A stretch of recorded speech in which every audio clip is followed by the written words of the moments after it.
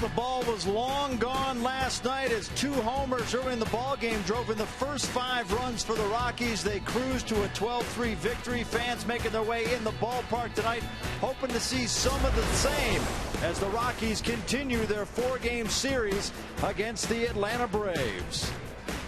Everybody, welcome inside Coors Field as we get set for baseball. I'm Tom Helmer. The Rockies had a great night offensively last night. One of the guys leading the charge was Seth Smith, who's been great at extra base hits. He's got 6 triples, which ties him for 5th in the National League, and 25 doubles, which ties him for 4th. Right now, let's bring in Drew Goodman and Jeff Hewson, who have more on the Rockies offense. Guys? All right, Tom, thanks very much. Well, last night was a blueprint you'd like to follow every night. You get 12 runs. Your 2 big stars contribute 5 runs in the first couple of at-bats. But Tom was talking about Seth Smith, and he has been very, very consistent. Basically a 300 hitter at home, 300 hitter on the road every month. It hasn't been a roller coaster. Yeah, like 306, 304, 305. That's his first 3 months of the season. This month, just a little under at 297. 39 extra base hits now for Seth Smith, only trailing Troy Tulowitzki, who has 43. And he has been a guy that has really rebounded from the second half of last season, where he had the opportunity with Brad Hopp's release to get a little bit more playing time. It didn't work out well for his batting average. He was trying to pull everything. He had a talk with Connie Lansford this winter. He needed to go back to using the whole field, and he did that. He's starting to hit the ball, or not starting, from day one, hitting the ball from left center field to right center field. If they make a mistake inside, he'll pull it for a home run. But he is a guy that you can count on day in and day out for the same swing. Yeah, you know, we told the story earlier. He was embarrassed by what occurred in the second half last year when he was given the opportunity after the release of Brad Hopp to play every day. He struggled. He hit below 200. That's not Seth Smith. The only thing he's probably upset with right now, we've heard a little bit of this, he wishes he had more home runs. Yeah, I could see that because he's a big guy. He wants to hit a few more home runs, but a lot of extra base hits. We saw the graphic just a moment ago with 6 triples. That's pretty impressive. As long as you're driving the ball to the gaps, and the home runs will come, and they'll come a little bit more, but you don't want to sacrifice your average for a few more home runs. No, you don't. No, you don't. It's not good. When we come back, we'll talk about the starting pitcher for the Rockies this evening, Juan Nicasio. He has been outstanding at home.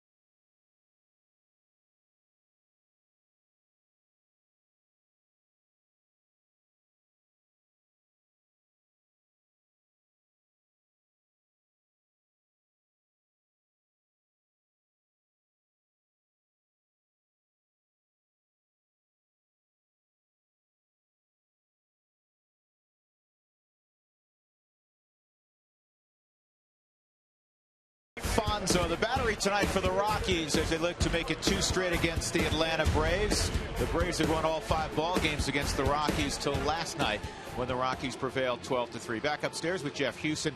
I'm Drew Goodman. Juan Nicasio's on quite a run here at Coors Field. He's not scared to pitch here. The last couple outings, 15 innings, 0 runs scored on the season, 4-0 with the 164.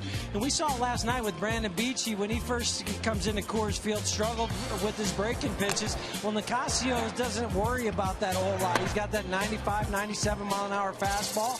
He'll throw the occasional slider, but he's been using that fastball a lot to get the strikeouts. So we saw it against the Brewers in his last outing. He wants a little payback and a little revenge against these Braves. 2 1/3 last time down in Atlanta, 5 earned runs. Not a real good outing for him, but he's looking to rebound tonight. He's going to use the fastball, but he has to show the slider and the changeup to be successful. So Nicasio has the baseball tonight, and guess who we put a microphone on? That's right, Carlos Gonzalez, kind enough to wear the mic. Rockies and Braves come on back to 20th and Lake with us.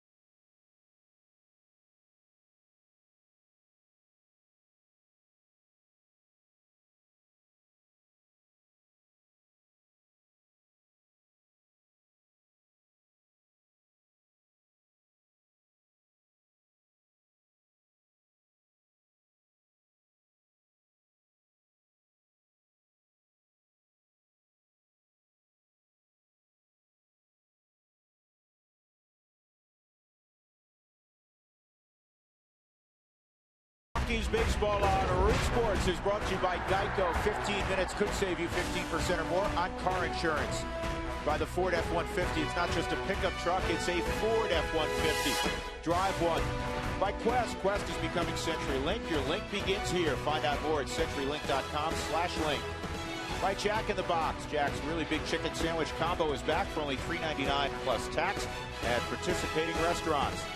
And by Southwest Airlines, new Rapid Rewards, unlimited reward seats, and no blackout dates.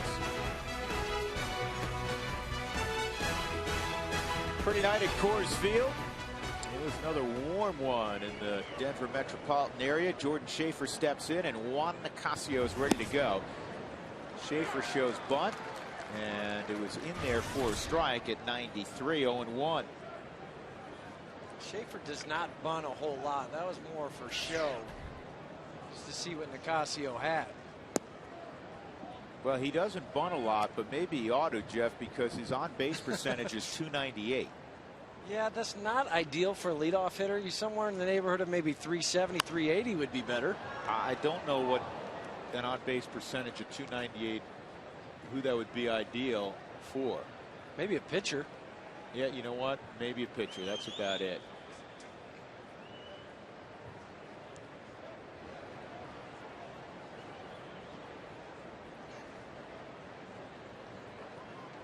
Here's the 1-2, and Schaefer's gone. He's had trouble catching up to above average fastballs. So a quick punch out for Nicasio. And we'll take a look at the rest of Freddie Gonzalez's lineup here on our Southwest.com batting order. He'll have Martin Prado, Freddie Freeman, Dan Uggla. Notice Brian McCann's taking a night off. Jason Hayward's back in there. He was scratched on Monday night. He got hit on Sunday. A foot will allow him to play tonight. Alex Gonzalez, David Ross, Nate McLeod, Tim Hudson. So with one out, here's Prado. He had a couple of hits last night. That heater at 96. Prado has been back for 5 ball games, and he has multi-hit games in 3 of those 5. That's amazing after missing for the past 31 games, even going down on the rehab, to have that sort of timing. There's the slider, and it wasn't a great slider, but enough that it's in the mind now of Martin Prado. Well, and early in the ball game he showed it, so that also helps with the mind as a hitter. This ball's well hit to right. Going back is Smith, and he'll get there a stride and a half in front of the wall. So Juan Nicasio has 2 gone. As we take a look at the numbers, and Jeff just explained, 4 and 2, but the 4 wins all at Coors Field. Yeah, and that 164 average will put him at 6th in the National League as far as ERA at home, behind Vogelsong, guys like Cliff Lee, Josh Johnson. He's really going to have to make sure he handles the lefties tonight, because they're hitting at a tune of 319 against him compared to 200 for right-handed hitters. And he tried to bust Freddie Freeman in. That was what worked last night for Ubaldo Jimenez. Freeman faced Nicasio in Atlanta and took him deep. It was a ball that was left up and away from him, so he was able to get those arms extended. Jammed him a little bit there. It's 1-1. Defensively, the Rockies will align in the following manner. Cargo's in left, Dexter Fowler in center, Seth Smith in right, Stuart Tulowitzki, Mark Ellis, Helton left to right in the infield, and Alfonso doing the catching tonight for Chris Iannetta.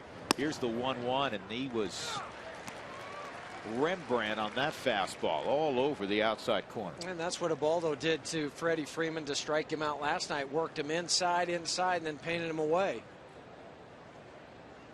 Make sure you bury this slider, get it down in the dirt. And that was a slider, even though it was at 90 miles an hour. You do not want to hang a slider to Freddie Freeman. There's one thing he's done early in his career is he's hit mistakes. They're going to go away, and that pitch missed, but Freeman able to foul it off. It's a great example there. You talk about what velocity brings. Velocity's not everything. I mean, you see guys who pitch in the mid-80s. You know, Greg Maddux didn't throw exceptionally hard. But if you miss and you have velocity, you can get away with mistakes. Backhand on the move to Lewinsky. He has patented that play. A fine start for Juan Nicasio. A 1-2-3 beginning.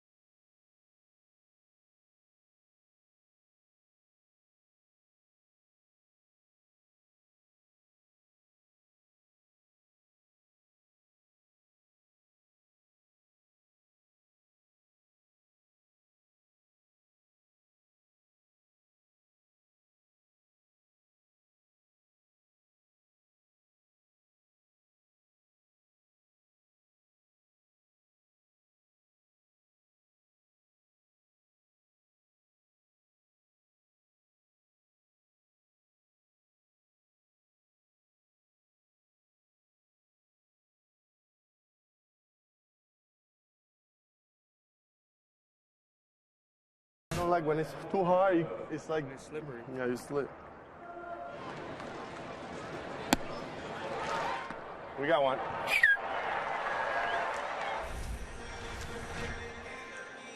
Cargo will be entertaining tonight wearing that microphone. We appreciate him doing that. He'll lead things off for Jim Tracy's club here in the bottom of the first inning. Rockies got off to a fast start yesterday against Brandon Beachy. They look to do the same thing tonight against the veteran Tim Hudson. And the Southwest batting order for the Rockies. Mark Ellis again in the 2-hole. Todd Helton is 9 for 13 lifetime against Hudson. That's amazing. Tulowitzki, Smith, Alfonso. They'll break up the lefties with Alfonso. Stewart will bat 7th, and Fowler, who had a big ball game last night. And the pitcher, Juan Nicasio. Tim Hudson beat the Rockies 2 starts ago. 3 runs, 5 hits, and 7 1/3.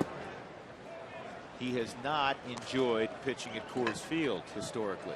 3 starts, 0-2 with a 10.20 ERA. That's not real good. .377 batting average against. 26 hits allowed in 15 innings here at Coors Field. Here's the 1-0. And it's a slider just off the plate, 2-0. Now Tim Hudson this year is 9-6 after winning 17 ball games last year. He was the National League Comeback Player of the Year. Just 3-3 out on the road, though.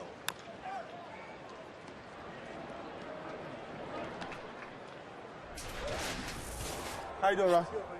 Good. Have a good one, guys. David Ross, that's Cargo saying hello to Ross, and also Angel Campos, who's behind home plate tonight. Here's the 2-1, and Cargo hits it hard through the left side, a base hit. Boy, you want to teach young kids, right, to hit the ball hard where it's pitched. That's what Gonzalez did. Well, after fouling the pitch off previous, where he tried to pull a pitch away from him a little bit, dribbled it down the first baseline, takes the pitch away, and hits it that way. Let the ball travel. Don't jump out and get it. Ball up and away from him. Off of the plate. Ultramole showed right on the outside of the forward strike zone. Barrel behind, head behind the barrel of the bat. This will give us a good look from the side. When he goes to swing, where's that head? It's very, very still. Cargo 16 of 20 swiping bases. Hudson generally controls the running game pretty well, and David Ross throughout his career has thrown runners out at about a 36% clip, which in this day and age is very good. Yeah, this year it's 38%, so he's a little bit above his average when the league average is right around 24-25%.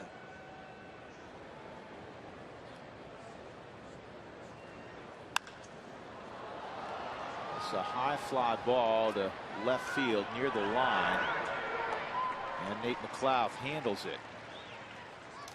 So Tim Hudson gets his former teammate and good friend Mark Ellis out. Of course, those guys played together in Oakland. McLeod, Schaefer, and Hayward in the Atlanta outfield tonight. It's Prado and Gonzalez left side, Dan Ugla and Freddie Freeman on the right side. David Ross and Tim Hudson go back, and when I say they go back to Auburn, Alabama. They played college baseball together at Auburn. Hudson stayed at Auburn. After 2 years at Auburn, Ross transferred to Gainesville, in the University of Florida, where he played with Mark Ellis. There goes Cargo. High drive, deep right field. Take a good look. You want to see it from Todd Helton and Tim Hudson. And for Hudson, Helton is an absolute nightmare. He's now 10 of 14 lifetime. 9 for 9 off of Hudson here at Coors Field. That is incredible. And we're not talking about some guy that was called up for an emergency start. You're talking about Tim Hudson. As you mentioned, the comeback player of the year last year. Fastball inside. What a beautiful swing from Helton. As the Rockies did last night, they jump out to a quick start via the long ball. Helton's 11th of the year, and that gives him an even 50 RBIs. Come on, Todd.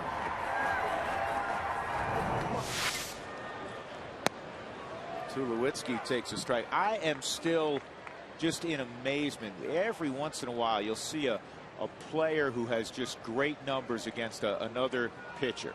And sometimes it's even a high quality pitcher. I remember left on left, for whatever reason, Mike Hampton couldn't get Sean Green out. Doug, you'll look up the numbers here, the matchup. It was ridiculous. He just couldn't get him out. You know, a great hitter, and obviously Mike Hampton was a terrific pitcher. Tim Hudson can't get Todd Helton out, period, end of subject. Might as well just put 4 fingers up when he comes up and let him go to first. And Todd knows that, too. Tim Hudson knows it. Everybody in this ballpark that's sitting in those 2 dugouts knows it.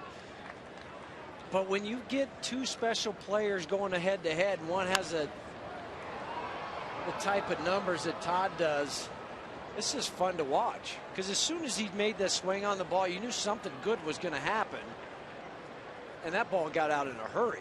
That was a rocket.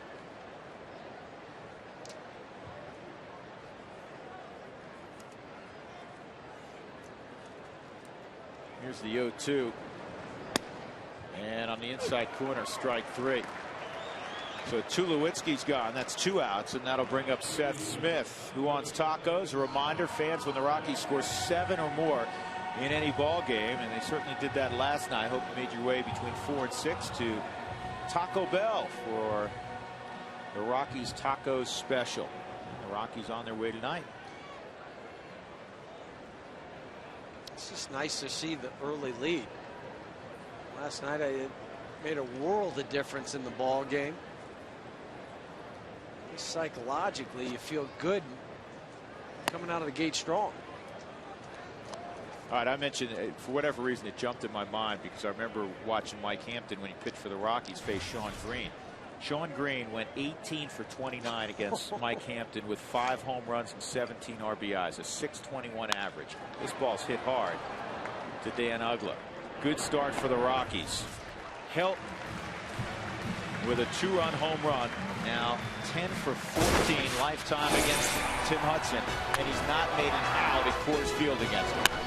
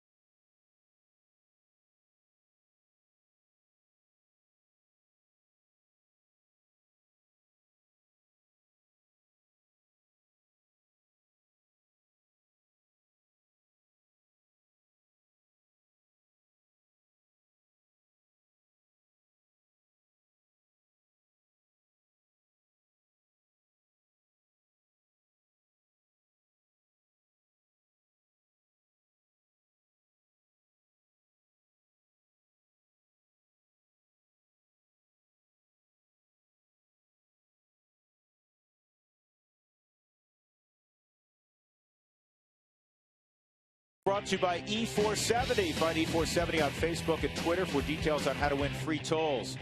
Rockies have one more ball game. It's tomorrow afternoon. We're on the air at 12:30 with the pregame show. The ball game about 30 minutes after that. And then it's off to Arizona for 3. LA for 3. Thursday will be a day off on the road. Huey's taking me to play golf. And then Friday, Saturday, and Sunday against the Padres. Juan Nicasio against Dan Uggla, and that first pitch is in there for a strike. I thought it was a beach day. Is that what we're doing? Yeah. Coronado Island. All right, I'm in. That's away 1-1. Dan Uggla started to heat up. He's got an 11-game hitting streak. In fact, the longest hitting streak of his career is 12, set last August when he was still competing for the Florida Marlins. He had 2 solo home runs yesterday against Jimenez. which is particularly mentionable because nobody had ever hit 2 home runs against Ubaldo in the same game. But it's just kind of what Dan Uggla has done against the Rockies this year. 8 for 21, 4 home runs, 5 RBIs. See that slider, 2-2. Here's the hitting streak for Uggla. He's hitting at a 341 clip during the run. And the average hunting the Euclid line. But you know you had to go a long ways if you're hitting an 11-game hitting streak at 341 clip and you're still only hitting 192 on the year. When we arrived in Atlanta a couple weeks ago and you see Dan Uggla, who's been an all-star and hit a ton of home runs, you see him in the 170s with a ton of at-bats. I mean, he hadn't missed a ball game. That's hard to do. Well, he's 178 through the end of June.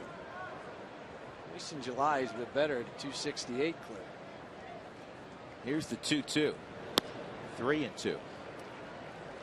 Well, we learned a couple years back just how tough mentally Dan Uggla is when he had that real rough ball game in the Midsummer Classic. Made 3 errors. A couple of them when Aaron Cook was out on the hill. He had to go a few extra innings because of it. This ball's hit to right field. It's going to stay in the ballpark. It did have a loud sound initially. Yep. He's so strong. We've seen him hit one-handed balls out like last night. I'm telling you, I'm calling him Barney Rubble. His forearms are the same size as biceps. Safe Flight Auto Glass, if you have a windshield need, 303-287-5000 or go to safelight.com. 1 out, and here comes Jason Hayward. Tremendous freshman year in the big leagues and a rough sophomore year. He's not the first guy to go through those sophomore slumps. Happens to a lot of guys. The league makes adjustments on you. Sunday taking a fastball from Rodriguez, who throws about 100 miles an hour. That one might have only been 99. But he said he was okay yesterday. But Freddie Gonzalez kind of going to the Bobby Cox school. If you're okay yesterday, I'll give you one more day. Right. 1-2 on Hayward.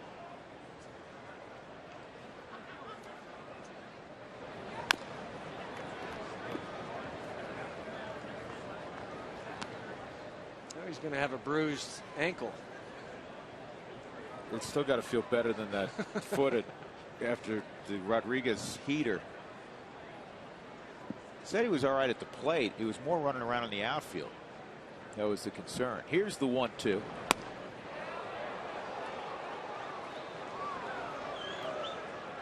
Nicasio, so far in his stint in the big leagues this year, has walked just 9 while striking out 33, so almost a 4-to-1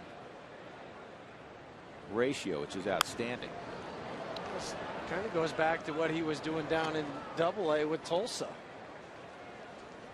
Same thing, and even in Tulsa it might have been a little higher, about 6-to-1 ratio of strikeout to walks.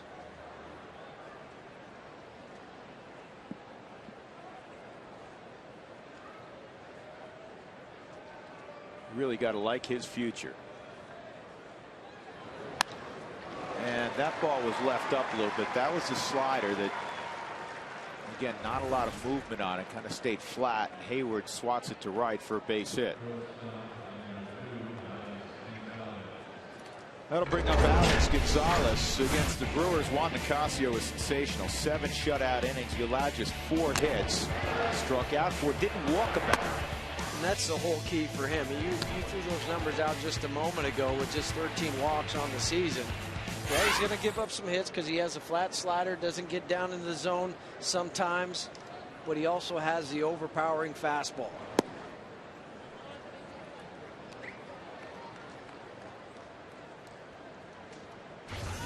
Gonzalez staring down Brian Snitker, the third base coach for the Braves. Probably asking for a hit and run. He's just hitting 125 against the Rockies. Let me do something different.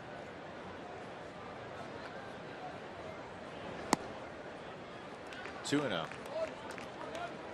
Let's see Alfonso's calling the slider.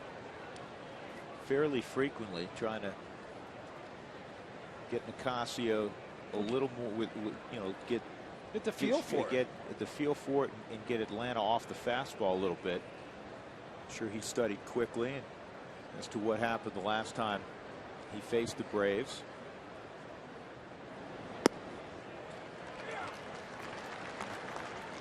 Well, the only way you're going to get better at it is by using it. Keep trying to throw it. You'll find that release point. You figure out it's out in front a little bit more. Don't try to overthrow it. Let the natural arm action do the work. Change your grip a little bit. Get off to the side of the baseball a little more. Grab it on the seam.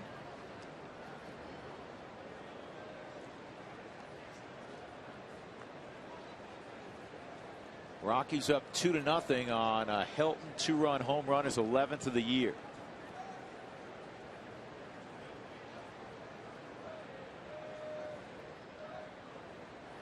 Hayward flinched, not going, and the slider again is away. 3-1. Fans, now you can select your own seats using the new interactive seat maps at ColoradoRockies.com. Try it today and you can select your seat.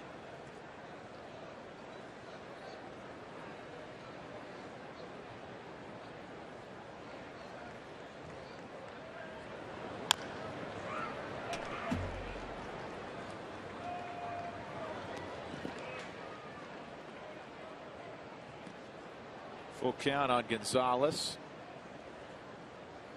The Braves trail the Phils by 3.5 in the National League East. Phillies already won today. And you know who won today also? The Dodgers. Kershaw over Lincecum. 1-0. It's not surprising with those two matching up. Hayward got a huge jump, so only one play for Tulowitzki, and that's the long way. A lot of managers will do that on a 3-2 count, try to stay out of the double play, and that worked out for Freddie Gonzalez. So with 2 outs, David Ross will come up. Hey, don't miss the new Rockies All Access. Too Legit. It's tomorrow night at 6:30. We check in with the All-Star Troy Tulowitzki, and we'll find out what fuels Troy. Tell us why he signed a long-term contract with the Rockies, what it means to wear the purple pinstripes for what he hopes to be his entire career. It's Rockies All Access tomorrow night at 6:30. So David Ross steps up with 2 outs. This is the 21st start this year behind the plate for Ross, and Atlanta is 16-4 when he starts. A veteran guy, knows how to handle pitchers, and that's why he's caught Tim Hudson now for 5 straight starts. He also has a pretty short stroke, and he's hitting in the mid-280s in those starts. So this is a very valuable backup catcher. And to be able to hit that with only this being his 70th bat on the season tells you he has to have a short stroke. I mean, you're not playing that often. You can't have the high leg kicks and the hands dropping down, going back up, all those extra movements, because you don't have time for your timing.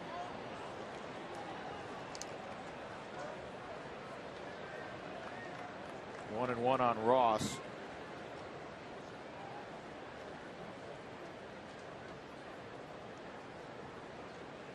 Kind of an odd transfer, isn't it? You go from Auburn to Florida. Same conference. That's what makes it somewhat odd. There's a strike. He played in 1996 and 97 with Tim Hudson at Auburn.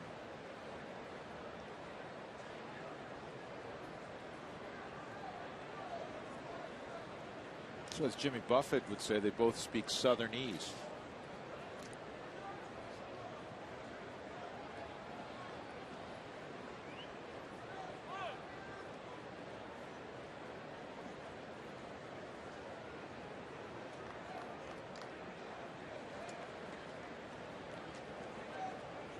Deoner Navarro in that Dodger game, solo home run off Lincecum. That was the difference. Well, get ready for similar kind of ball games. You know, when the Rockies go west, other than Arizona, it's going to be a lot of low-scoring affairs. Here's the 1-2, and Ross nubs it foul. Terry Pendleton, he thought about it. TP said, you know what, it's going slow enough. I will field that. Just make sure it stops, then pick it up. Terry played the hot corner. It's nothing for him. Yeah, come on. He had a glove, though. Wells Fargo customers get your 2-for-1 Rockies tickets today by going to wellsfargo.com/Rockies. Maybe Navarro for the Dodgers was feeling bad because they had fired their hitting coach today, Jeff Pentland, because of lack of offense. They go out and score 1 run. Yeah, they busted out. Here's another 1-2. Off the plate, 2-2. Only 1 base runner, and that's Hayward, who's standing at second base. But with 2 outs in the second inning, the next pitch for Nicasio will be his 39th.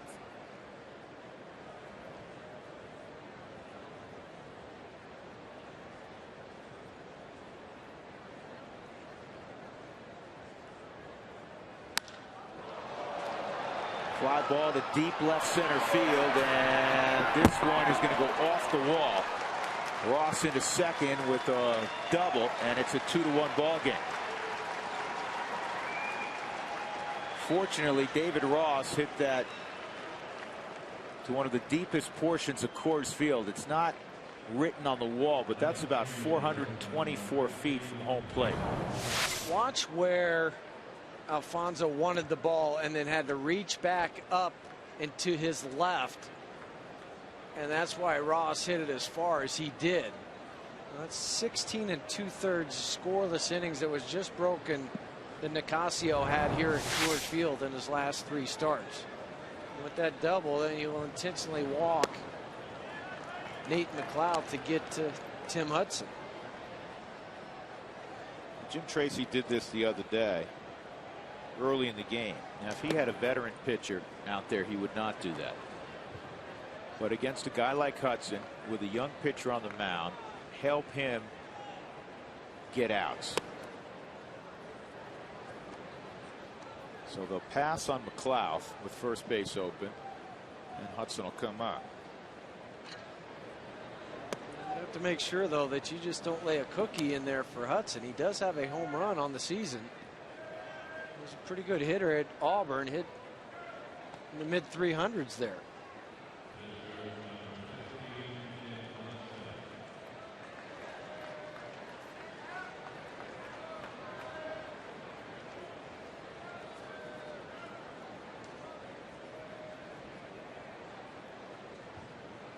So the 36-year-old Hudson steps up.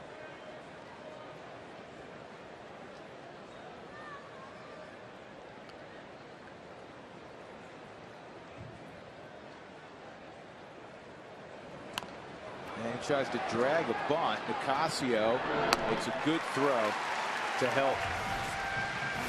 In the inning, run scoring double by David Ross makes it 2-1.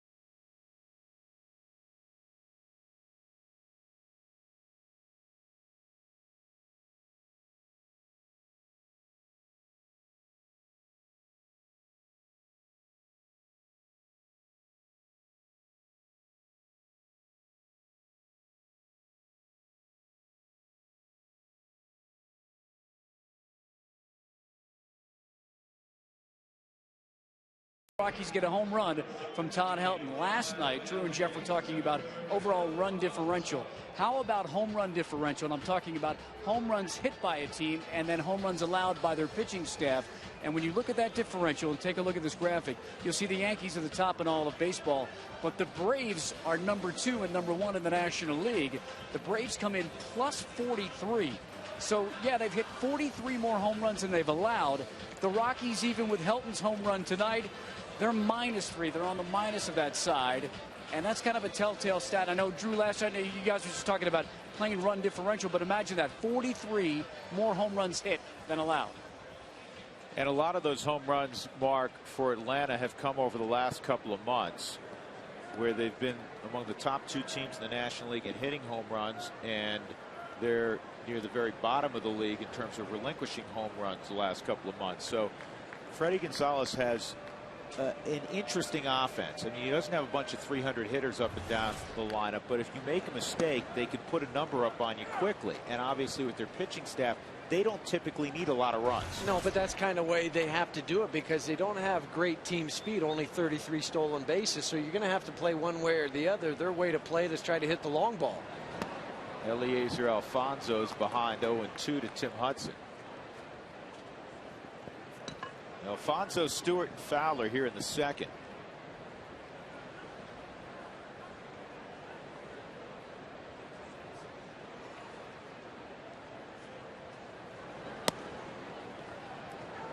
Talk about a game that was aberrational from Freddie Gonzalez's perspective. The Braves walked 10 guys last night.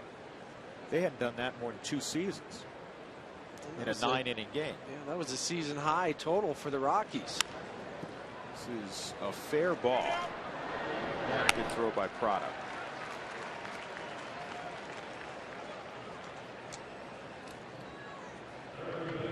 So with 1 out, Ian Stewart will come up.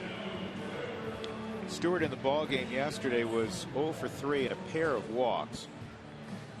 But he felt like he swung the bat well his first couple of times. He had a drive to the wall in center field that he just missed. Hitting .273 since his recall. 3 doubles, a triple as well. Still looking for that elusive first home run. It's amazing that it's July 20th and Stewart has not hit a home run, has 1 RBI, though he is familiar with Tim Hudson. It's a familiarity that makes him smile. He hit a home run against Hudson last year. On this homestand, Ian's hitting .294. So you start to see a little bit of progress being made.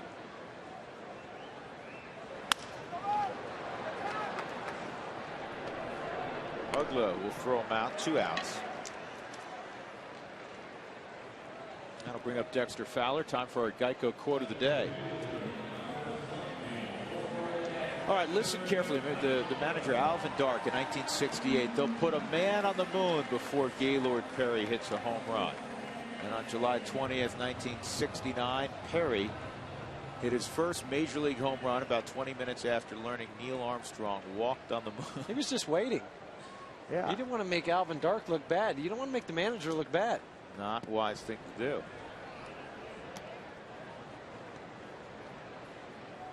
Alvin knew it was coming, though.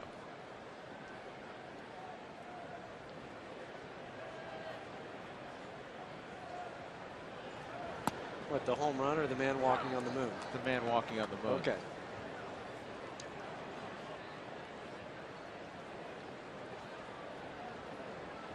One small step for man, one giant leap for mankind. Go get him, Gaylord. Hit one deep. You can hit one out now. Exactly. You have permission.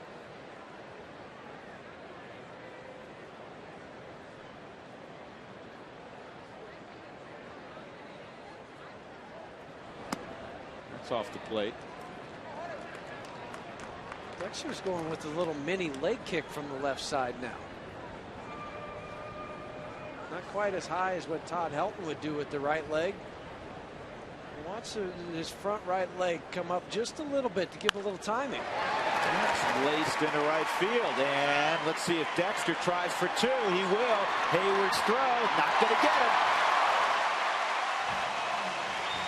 That is one of the reasons you get so intrigued by Dexter Fowler. How many guys could have done that? Very, very few in all of baseball, not let alone the National League. You hit a ball to the right fielder that he has to move a little bit to the line, and he just legs it out for his 15th double of the season. This is just putting pressure on the outfielder to come up and make a good throw, and he doesn't. He has to make a short hop throw to Alex Gonzalez. He can't pick it. 15 doubles for Fowler. And Ocasio at the plate. Well, it wasn't the prettiest swing, but he didn't get cheated either. Juan hitting $1.25. He does step in the bucket a little bit, but he swings the bat hard.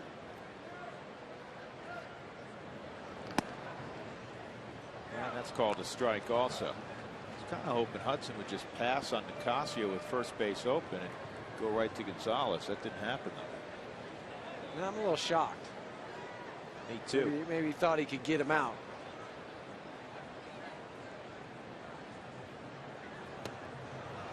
Well, the gamble paid off. Hudson strikes out Ocasio. Fowler left at second. 2-1 Colorado. We go to the third.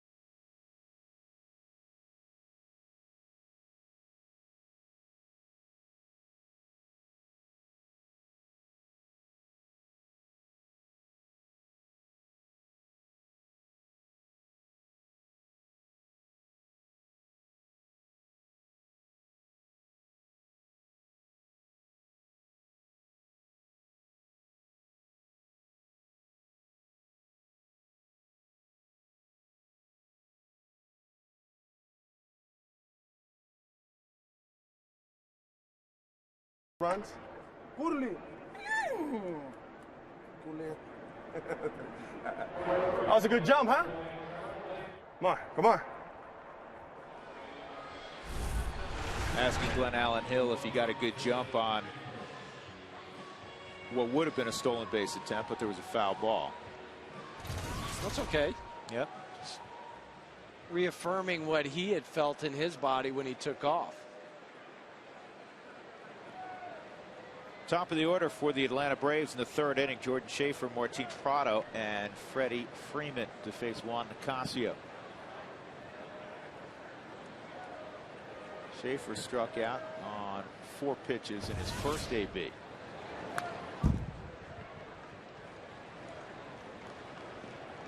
Their options at the top of the order are really limited to either Schaefer or McLeod realistically.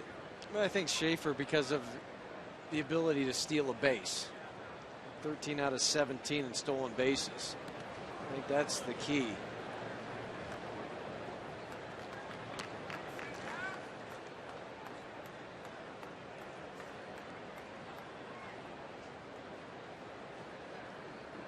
Yeah, it's rumor central right now. Not that we ever partake, but no. The trade deadline 11 days away.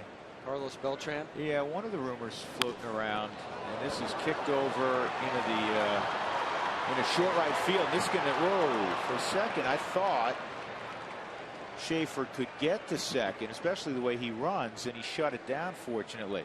It is a base hit off of Nicasio. Go to Rumor Central in a second, but I know you want to see this again.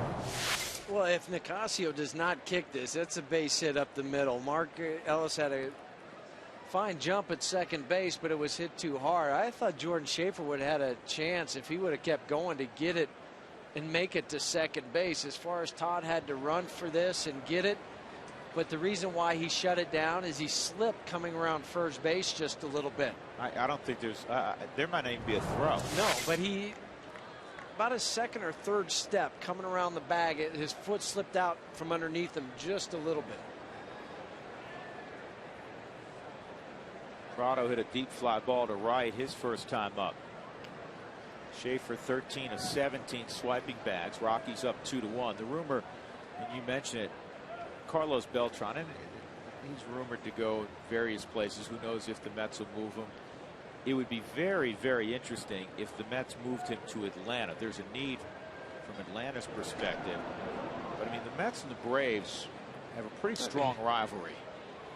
Yeah, and so you're trading within your division. It's kind of like the Dodgers and Giants making a trade. It just doesn't happen. I No. mean, they had one low-level trade a couple of years ago, and it was the first time in like a couple of decades the two teams had made a swap of players. Schaefer goes, didn't get a great jump, but Alfonso had to double clutch, and this goes into center field, but Schaefer was still down on the deck. And he got hurt. Looked like his left wrist or left thumb. He wears a guard on it to protect the hand.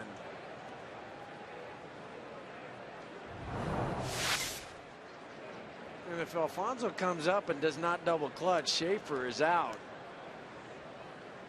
We'll get a better look on the Ultramo as he goes to slide. His left hand gets stuck in the dirt before he goes to the bag. Couldn't tell if it was when it first stuck or when his hand came up and hit the bag, and that's what caused that grip. Yes, like the point that Carlos was making, he was asking for, affirmation from Glenn Allen Hill. Got a good jump. I mean, he felt like he got it. That was a bad one. I don't think Jordan Schaefer would ask, because he knows he didn't get a good jump. No, that was a really bad jump. It almost looked like it was a hit and run jump, where in a hit and run you don't want to get picked off at first base. But Prado did not swing, so it was a straight steal.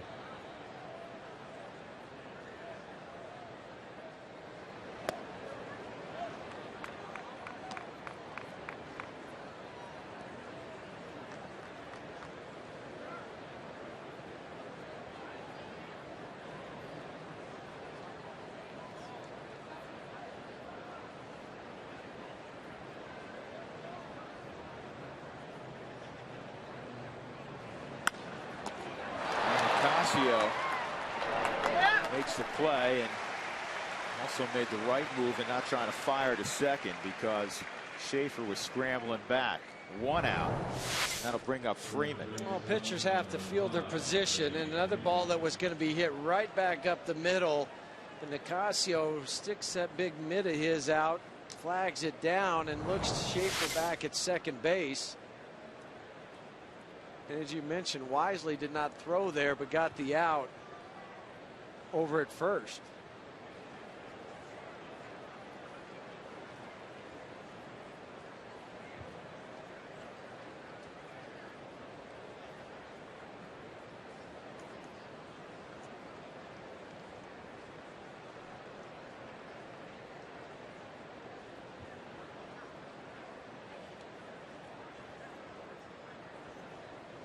Freeman at the plate with the tying run at second. Fastballs away. Freeman was the final out of the first inning. It's our Home Depot doing more on defense. And Troy Tulowitzki has more assists than any other shortstop in the game. Makes this play look so routine.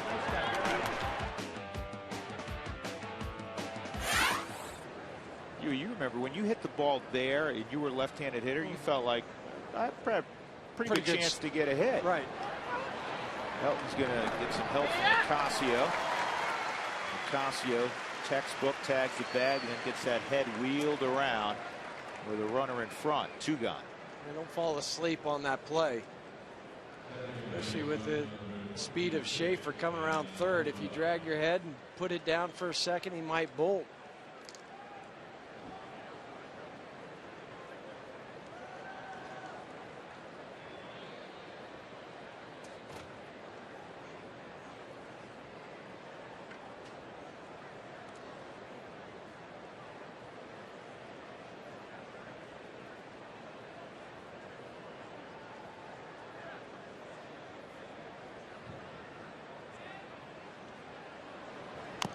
Ugla fouls it back off the plate. Hey, reminder, coming up in the 6th inning, we're going to do something new tonight. Toyota Talk. You heard nice. I've heard of Toyota.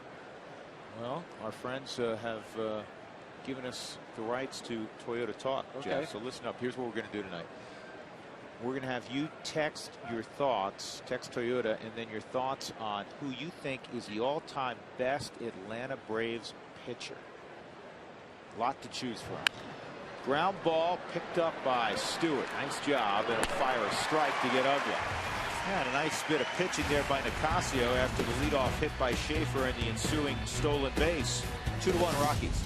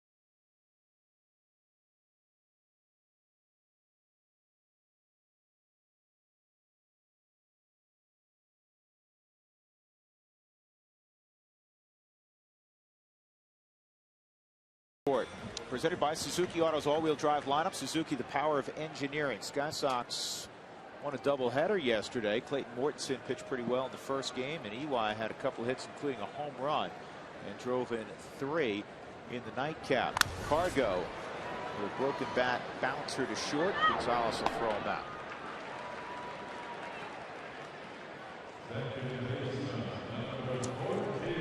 That'll bring up Mark Ellis. Gonzalez, a base hit his first time up, came around on the Helton 2-run home run. Rockies hitting .273 in the month of July, which leads the National League. And they're also leading the National League this month with 65 walks received. Again, the 10 last night didn't hurt. Boston leads with 72 walks. That doesn't surprise me. No. Patient offensive team, similar to the New York Yankees.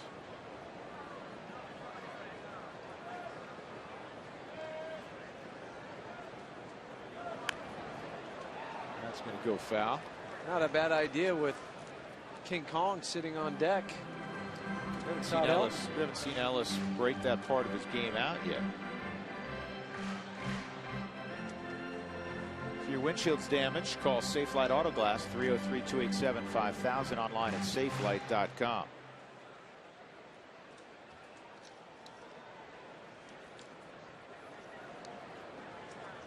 Ellis has got his family here now, out of the hotel into a home, which makes life that much easier for everybody. 3 young kids. You get traded in the middle of the season. I mean, you're gone, and now your wife scrambling to find housing, get the kids straightened out. And then when when they get older, and you were in this situation, I'm sure with Lindsay and Kyle particularly, that does Wendy leave wherever home was, or just stay and come visit you? School, right? Yeah, we chose to keep the kids in school, and then they'd come visit. Other people do it where they'd bring them and take them out of school. It's all personal preference. But either way, it's tough to uproot your family, and when you get traded, and that's what a lot of guys are thinking about this time of year. There's and a lot of guys 11 days till the trading deadline. Yeah, and a lot of guys, as you know, Huey, obviously go through the same thing in spring training. This ball is lined to right center field, but Schaefer was shaded in that direction anyhow, and he got a very good jump. 2 outs. Now Todd Helton versus Tim Hudson. The numbers are ridiculous. Take a look at our Coors Light Cold Hard Blast. Todd saw 1 pitch in his first at bat, and he dropped the barrel on it and hit it over the hand-operated scoreboard in right. 2-0 at the time, Colorado.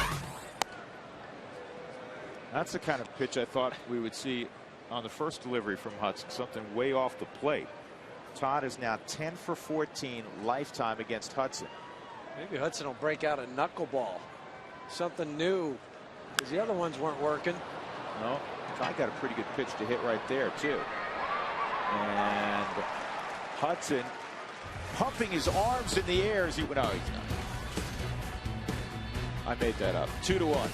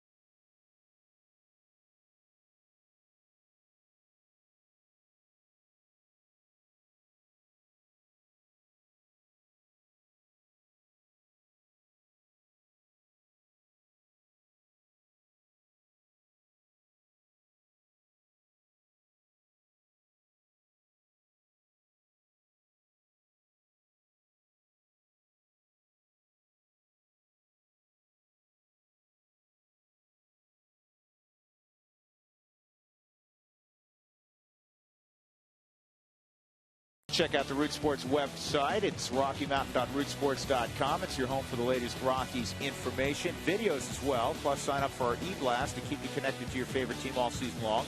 And you can do it by clicking on the envelope icon of our home page. That's a promo for the Dan Patrick Show, though, because I'm reading something else.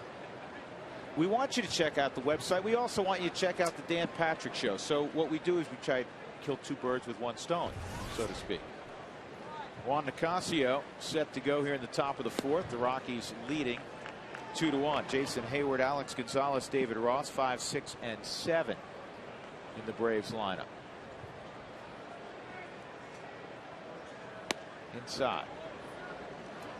Hayward got a hanging slider his first time up and lined it to right.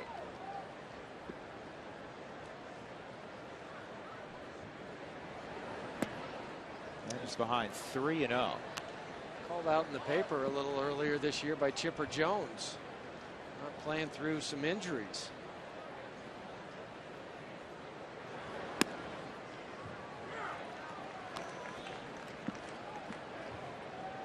Yeah, Chipper a year ago was saying how he's very fond of Hayward, and I think part of that is just how he's going to help coach a 21-year-old, teach him how to be a big leaguer.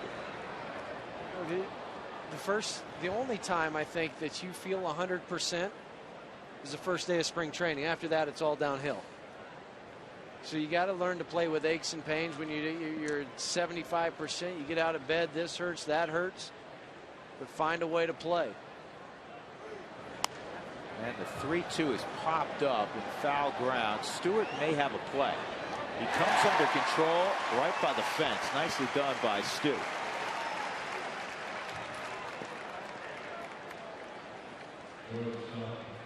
Well, by coming under control, you chop your feet a little at the end to make sure that that head's not moving as that ball's coming down, and you get a clear view of it. You know the guys over in the Braves dugout aren't going to help you out. They're not going to tell you you've got room. They're going to let you hit that fence if you have to and flip over. She was helping out, though. And she's applauding, too. On the ground is Stewart, showing his full range of defensive abilities. 2 outs. Gonzalez retired. That'll bring up David Ross.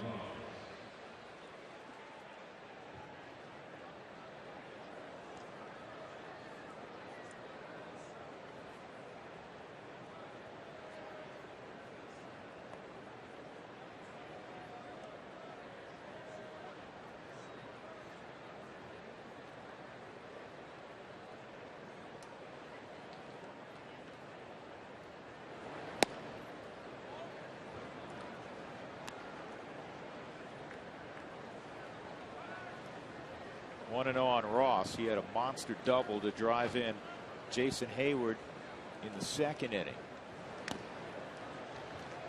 Haven't seen the changeup really done. It's been fastball slider. Well, just probably doesn't feel comfortable with the way it was coming out of the bullpen tonight. Felt better throwing the slider. He's going to go with just 2 pitches.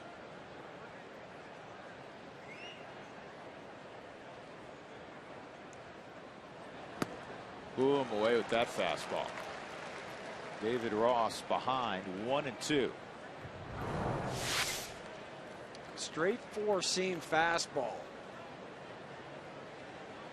Ross underneath the ball. When you're underneath, you're tardy in your swing.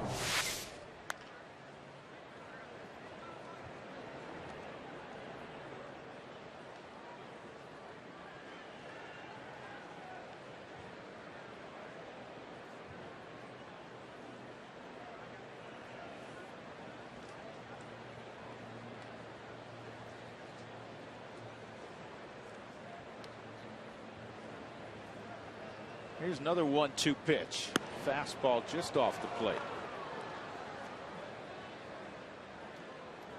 Take a look at our first lottery replay of the night, brought to you by the Colorado Lottery. Replay all those non-winning scratch tickets and second chance drawing before the end of the month. And this nearly went out of the ballpark. That's pulled foul back live. That double scored Jason Hayward.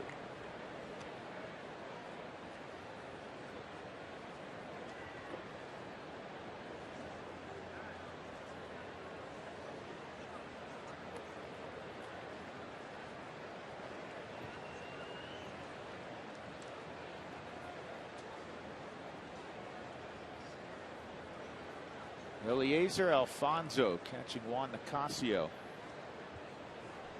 for the first time.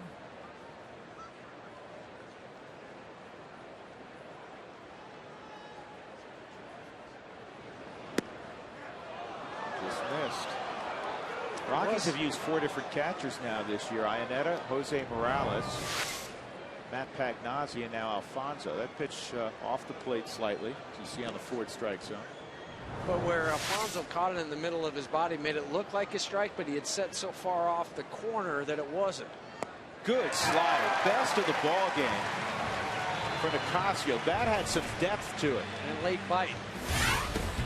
That is strikeout number 2 on the evening. 1, 2, 3, 4th for Nicasio.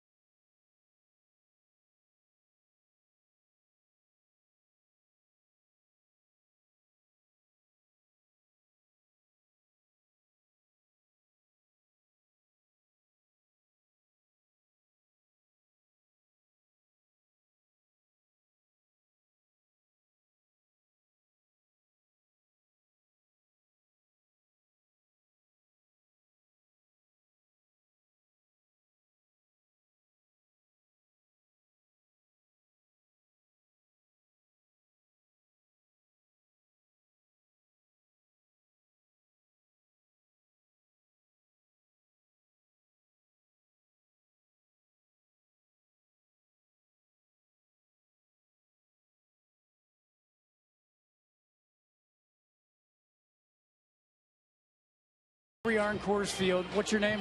Evan Akers. Evan just proposed to Erica Rochelle Baker. All right, now Erica has a Rockies shirt on. Evan has a Brave shirt. Erica, what did you say? What? What did you say? I said yes. But then it registered that I was wearing a Brave shirt, so I second guessed. But then I said yes again. How about that? How did you guys meet? Well, we both go to seminary out in North Carolina, both learning, growing to be missionaries out there, so going to school to be missionaries. She just got back from Haiti.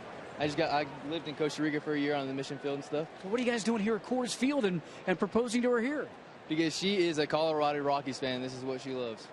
Well, congratulations. We saw it happen. Why did you pick that time frame between innings? Because I was so nervous I couldn't do it any other time. Enjoy the rest of the game. Thank you so much. And congratulations again. Let's go back to the guys. And congratulations from Jeff and I as well. 2-0 the count on Troy Tulowitzki. Get her a Rockies shirt. You know what? She should have said, hey, listen, I'll say yes. Take that Brave shirt off. We'll go and buy you a nice Colorado Rockies jersey or shirt of some kind. And I'll reconsider. 2-1 on Troy. He was caught looking his first time up. Tulowitzki, Smith, and Alfonso. Troy 4 for 10 in his career off of Hudson.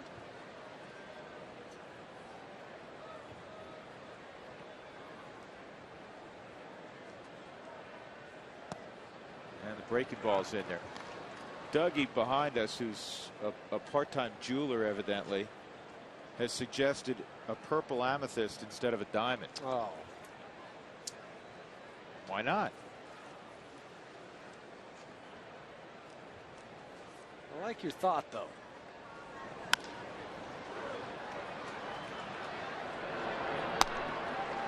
Prado throws out Tulowitzki, 1 gone. And Seth Smith will come up. Smith grounded to second his first time up. All right, we got an email, and I'm reading it. This from a gentleman who watches all the time. He's 95, so he's seen a lot of baseball in his life, and he wanted to know if you had a switch hitter, how many times is he allowed to switch from the right side to the left side within an at bat if he wanted to? As many times as he wants, as long as the pitcher's not on the rubber. That's correct. Now here's an interesting one, because the Yankees in their farm system, every once in a great while you'll have a guy come along who's ambidextrous. Or amphibious is what Moses Malone I think said. But The kid out of Creighton. Yeah. And he has one of those specially made gloves. He throws lefty and righty. And so now you say, okay, if you have a switch hitter up and a pitcher who's kind of a switch pitcher, who gets to how does it work? Well, the way it works is the pitcher declares what side he's going to throw from initially, and the hitter declares what side he's going to hit from, and then they can change one time each within that at bat. You can't have one of these things going back and right. Yeah, you would never finish the game. No, we would. Who was the other guy? Greg Harris. Greg Harris of the Padres. Yeah, he could throw it right. One of my partners with the Denver Nuggets, a guy who had a nice career in the NBA, was an All-American at Stanford, Todd Lichty. I know folks will remember Todd well. Todd was ambidextrous, and he played after his basketball career was over, 2-2. He would play on one of our summer league teams. Michael Young, remember the former wide receiver. Doug Moe was our skipper. Doug was just a dictator, but that's another story. Anyhow, we had a nice summer league team, and Todd Lichty, he could throw the ball equally well lefty as he did righty. It's amazing to see that when guys are able to do that. I can throw it about 2 feet left-handed. Not pretty. For most of us. Eliezer Alfonso will come up with 2 outs. Tim Hudson's hit a nice groove. He's retired 6 in a row. And 10 of 11 since Helton's 2-run home run. The only hiccup, a base hit, actually a double for Dexter Fowler. AT&T trivia question: who was the last Brave to win the Rookie of the Year award?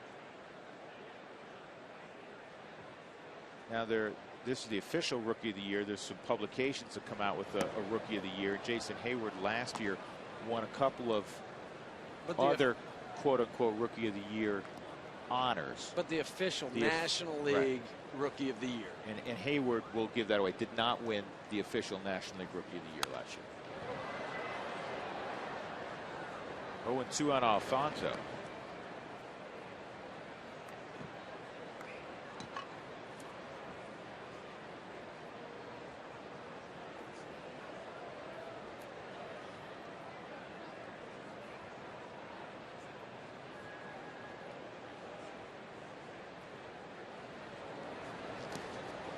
Pat Van Dette is the kid we were talking about in the Yankees system. He's a Double-A Trent, and he's 2-5 with a 3.08 ERA. So he's got a nice ERA in his career. He actually has a low 2 ERA, and he's got 51 saves. But I want to know how many saves are right-handed and left-handed. I mean, that would truly tell me, Doug, what he's got. This suggests to me that he's a got prospect. a chance. Yeah. I mean, those are good numbers with the 51 saves. 2.07 ERA. You know what? He's listed as the 30th best prospect in the Yankees system as Alfonso goes down. And it's really odd because normally, guys listed right-handed pitcher, third baseman, middle infield. He's listed as RHP/LHP. 2-1 Rockies.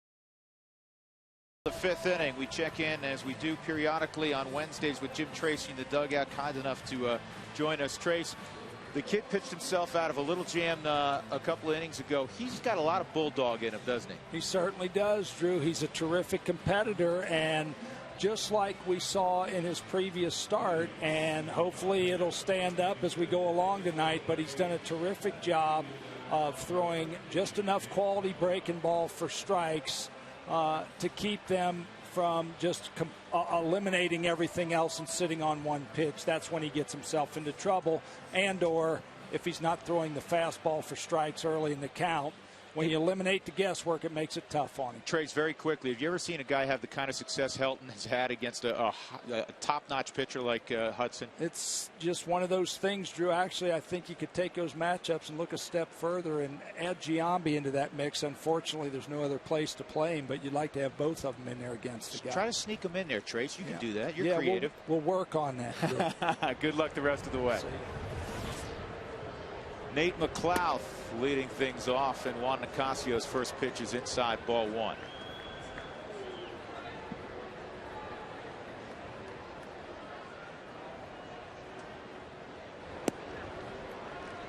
Big swing and a miss. Well, Trace made it, a great point, and we all know this to be true with Nicasio. I don't care how hard you throw.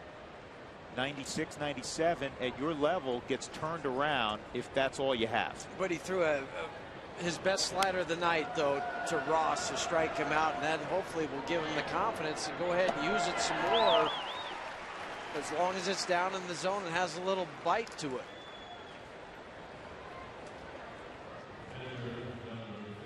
But the one thing you can't teach is the arm speed to throw 95, 97 miles an hour. And he's getting a little bit of movement on the baseball tonight, too. Tim Hudson tried to drag a bunt his first time up, and it was a ball that came right back at Nicasio. Strike one. I'm a little surprised Hudson tried to do that with 2 strikes. Why not try to swing away? Maybe you might break a bat, bloop one in to drive a run in.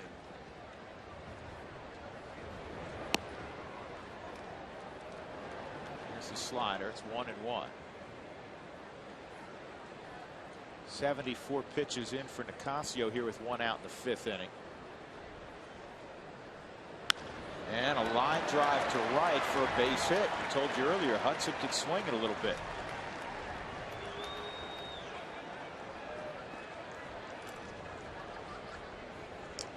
I'll bring up Jordan Schaefer. AT&T trivia question.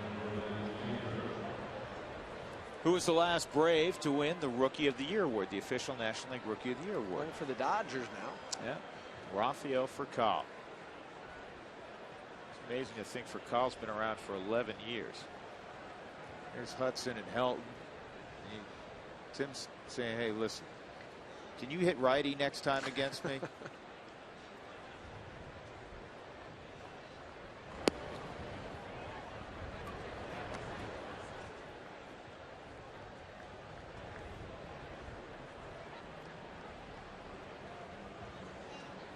See, those two guys speak the same language. Helton's 37, Hudson 36. Oh, I thought you were going to say Southernese.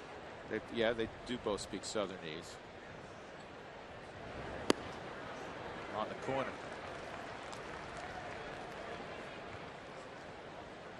Hudson's quite the joker. He's one of those pitchers that has a little bit too much time on his hands, always playing the practical jokes on everybody else.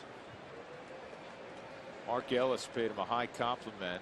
He said it's a ground ball to Todd. He's going to snap the throw to second. They get the tag there.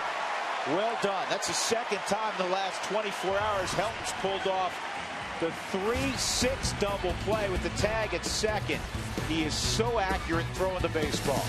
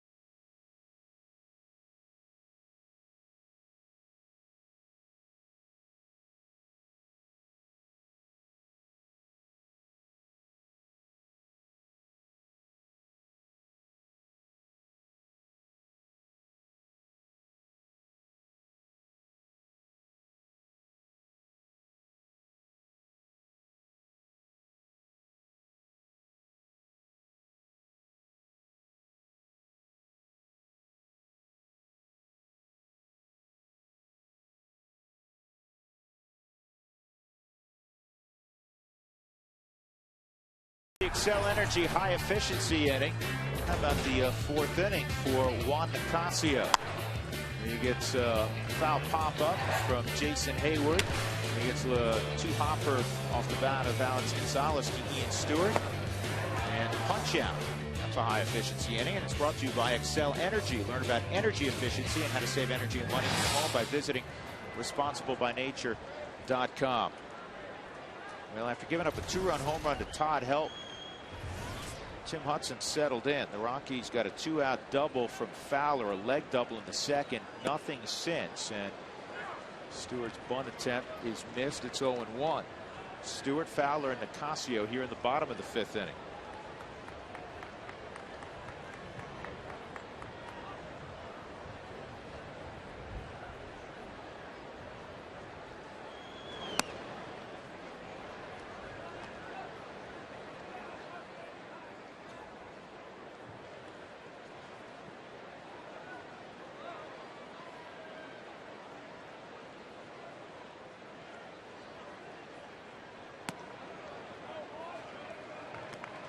Remember when Hudson was part of the big three out in Oakland?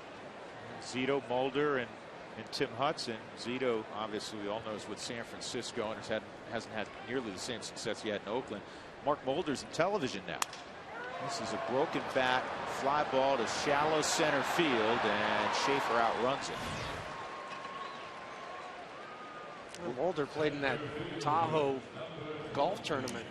Pretty good golfer. Not quite as good as Joe Sakic, maybe, who hit a hole-in-one and won $1 million. Yeah, only $500,000 for himself, $500,000 for charity. Some guys have all the luck. Congratulations to Super Joe. One of the best guys I've gotten to cover in sports. Joe's a big Rockies fan also. See Joe and Deb and their kids out at the ballpark from time to time. 1 ball, 1 strike on Fowler. Dexter with 3 hits from the left side last night. A base hit, double first at bat tonight.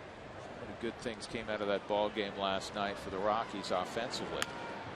And this is looped to left, and this could be a leg double also. Dexter with a wide turn, and he's going to shut it down. He was about 40% of the way to second, and Nate McLouth hustling the whole way holds Dexter to a single. Here's our Colorado Lottery replay of the first base hit for Dex.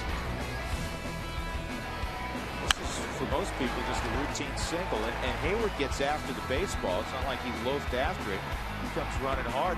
Fowler's just too fast. Once those legs get going. Now, right now, Juan Nicasio is meeting with third base coach Richie Dower. And I have to believe, well, yeah, I shouldn't say this, because you have Dexter with the ability to run, so you could have the slug bunt signal that Nicasio wasn't. I don't think so. With. I know that the Rockies tried it last night with the ball, though. Go ahead and run the bunt. Nicasio is going to want to try to bunt the ball down the first base line because Martin Prado is charging very hard in over at third base.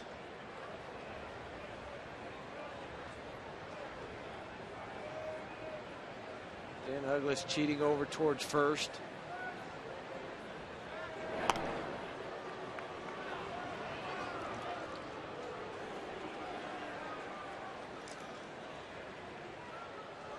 Dexter's hit ended a run of 9 straight retired by Tim Hudson. Dexter 2 for 2 against Hudson.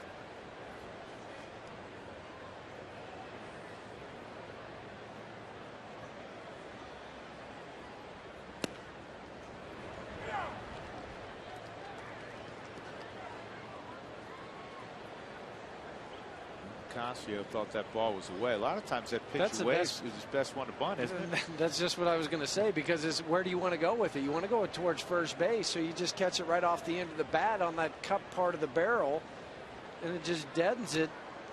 It's a perfect place to bunt. The ones that are tough, I mean, you described better Up the and ones in. that bore in on you. Yeah, because those are the ones you end up popping up. You start to fall back away from the plate.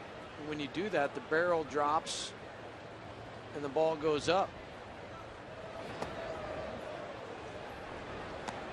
Ball on a strike. Rockies leading 2-1. 4 hits apiece. Casio and Hudson matching up.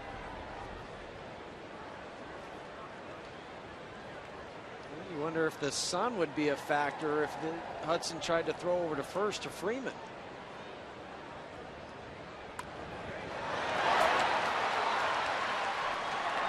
And Ross throws out Nicasio. Good bunt. So Carlos Gonzalez will come up with a 3rd run available at second base. Here's Moore with the microphone on for number 5. Can you go to the weight room because your ears are too big. I can't see you. I can't see the hitter. Can you tell me what's happening because I can't see? He's giving Rocky strength coach Brian Jordan a hard time. That never happens on a bench, does it? There's nothing off limits in a clubhouse or on the bench. Inside ball 1. Cargo a base hit and a ground ball to short tonight.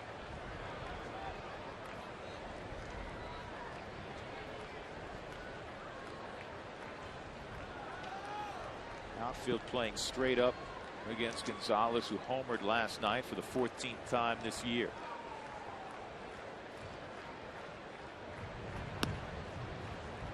One and one. You want to talk about a contrast. 2 nights ago, the Rockies had 10 hits, 9 singles, and their final hit of the evening was a triple by Seth Smith. Last night, the Rockies had 14 hits, 8 extra base hits, including a couple triples, 4 doubles. 4 doubles, couple bombs. Couple bombs.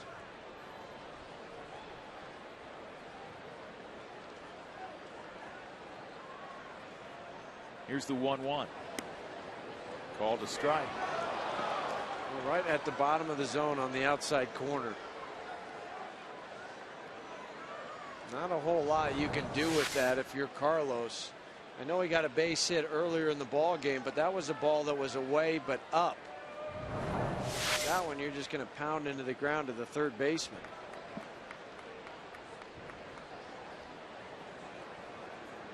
Cargo crouch a little bit more with a 1-2 count.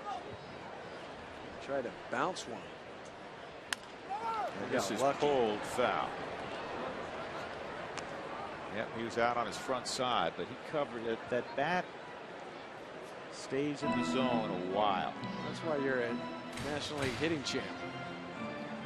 Let's take a look at our CenturyLink high speed pitch. Hudson at 93, Nicasio at 96. And for those that are wondering how De La Rosa is doing, Jorge De La Rosa is doing great on his road to recovery from Tommy John surgery. All you have to do is look at guys like Tim Hudson for inspiration. He had Tommy John surgery a couple of years ago. Quick, too. Yes, he did.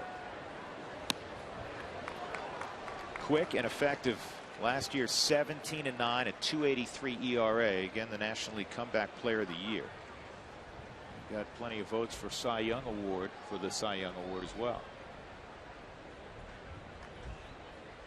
Chris Carpenter is another example.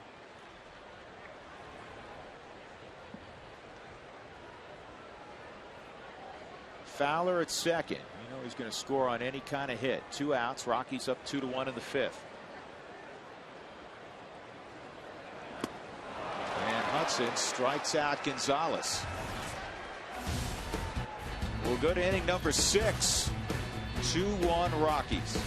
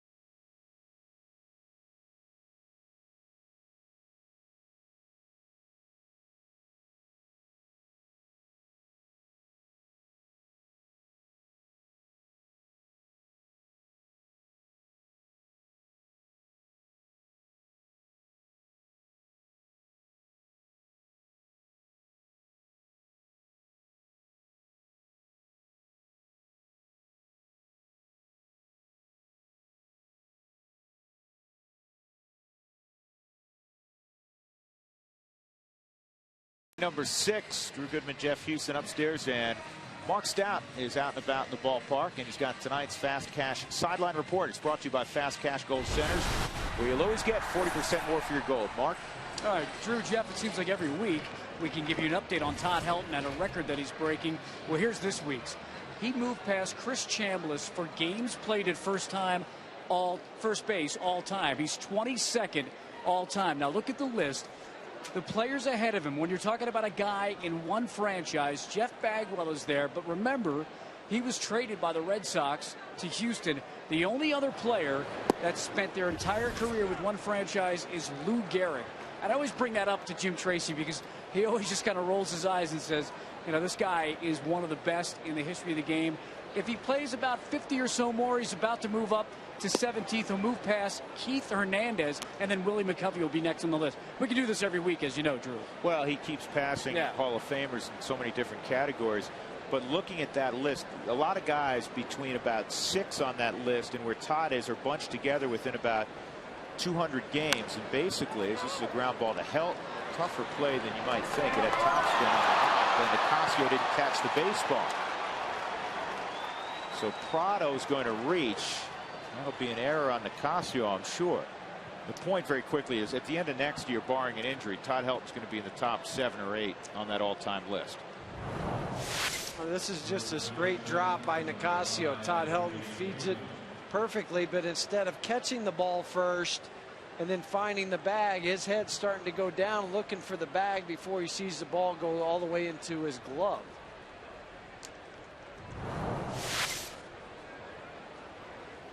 Well, you just hope that that little mistake does not rattle the youngster out on the hill. Right, you have to play cleanly when you're trying to beat a guy like Tim Hudson. You're in a 1-run ball game in the 6th inning.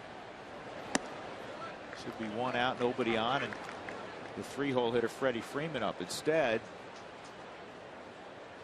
Well, with one swing of the bat, he could put the Braves ahead 3-2.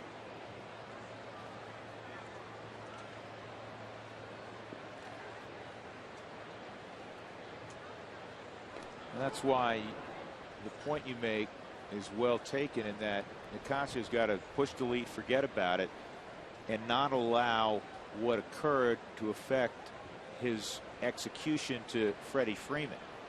Otherwise, it will be a 3-2 ball game.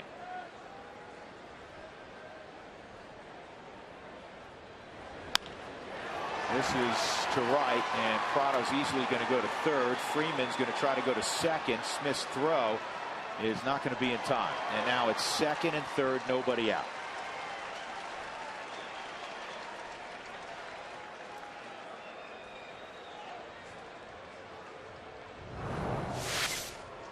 Wanted the ball down, and once again Freddie Freeman does not miss a mistake. He gets it down into the corner. Seth cuts it off. Strong throw in, but Freeman with the head first dive gets right ahead of the tag. I like what Alfonso did. Just went out to talk to Nicasio for a moment, try to slow him down. As you said, push the delete button, try to get Dan Uggla. And I know his numbers have been really, really good against the Rockies this year, but with runners in scoring position, just 181 overall.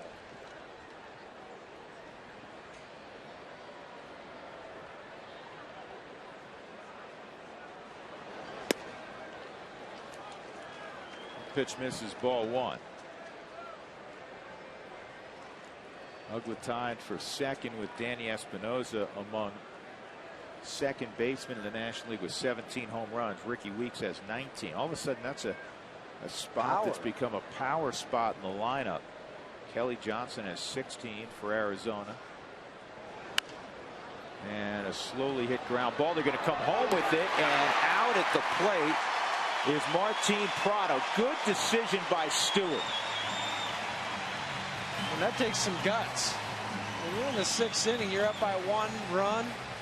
Ball hit that far to your left. Most guys would just take the out over at first base. Say, okay, I'll give you the run, but Prado doesn't take off right away. The hesitation, that allowed Ian Stewart to make the throw home to Alfonso, and all he has to do is wait for Martin Prado to come in and be tagged out. You think the skipper's happy? Yeah, he's giving high fives over there to Ian Stewart, but Prado just hesitated just for a brief second. You're talking about focus, and you have to have the focus, if you're Stewart, to take a glance and realize, you know what, it's still a safe play. Well, he had him by 30 feet. Yeah, the other thing that helped is you had Ugla hitting from the right side. Ground ball toward the hole. Ellis smothers it, and he's going to get an out at first. Helton got off the bag. 2 gone. What a play by Mark Ellis. Just to smother the baseball, prevented the tying run, but then he got an out as well. You have to know what you're going to do with the baseball before it's hit. You realize that there's a guy at second base before the ball's hit, so I want to make sure that I dive and at least keep the ball in the infield where I could have still the opportunity for a double play. But Mark does more than that. He knocks it down, has the smarts to get up on one knee and make the throw to get Hayward at first base. Todd's footwork here, the reason he comes off the bag so quickly is the way his foot is, and it looked like Hayward probably stepped on his foot. Yeah, and again, Todd scrambling to get to the base, didn't get the outside of the base, which he normally would. His foot was in the middle of the bag. So now it'll come down to Alex Gonzalez against Juan Nicasio. Gonzalez has twice hit the ball on the ground to the left side. 2 outs. 2 Braves in scoring position. The tying run at third in Freeman, and the potential go-ahead run at second in Ugla. Atlanta just 3 for 20 so far with runners in scoring position in this series. Even though they scored a bunch of runs the other night, there wasn't a whole lot of guys out there in scoring position, a lot of home runs.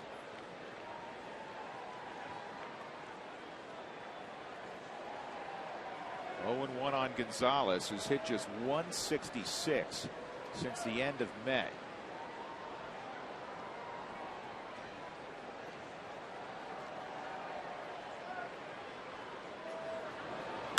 Back up the middle, redirected toward Tulowitzki, and he gets it! What a play by Tulowitzki! How many could have done that? Barehanded, and a 95-mile-an-hour shot to help.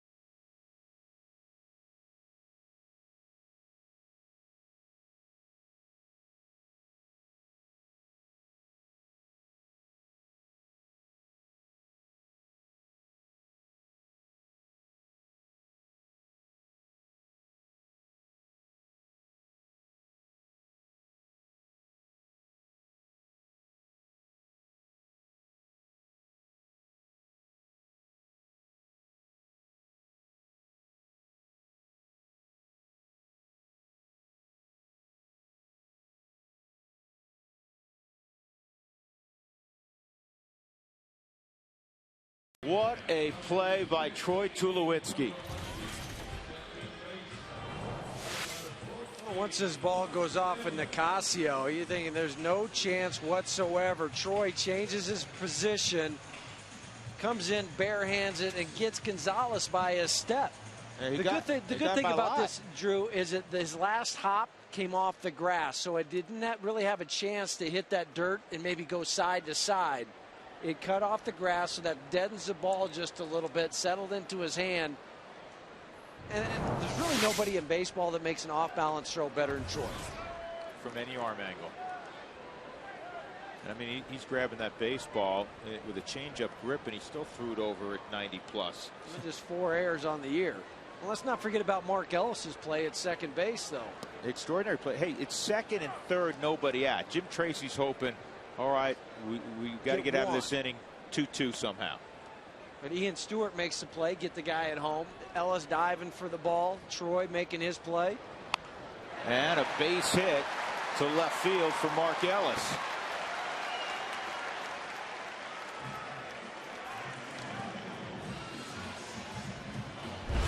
Another replay brought to you by the Colorado Lottery. Well, let's take you through that whole inning. So it's second and third, nobody out. Ground ball to Stewart. He says, you know what? I got Clem Prado at the plate. 1 out. And then this looks like it's a base hit. Ellis not only keeps it in the infield to prevent a run, he gets an out, and then the play you'll see a number of times later on this evening.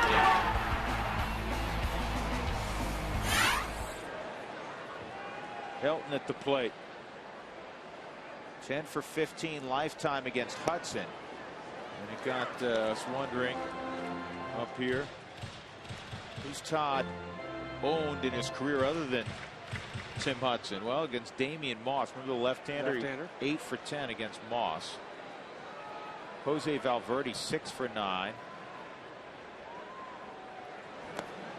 Bobby J. Jones. I can never remember which one was Bobby. Was he the lefty or the righty? Doug thinks he was the lefty. Todd was 16 for 25 against Bobby J. Jones.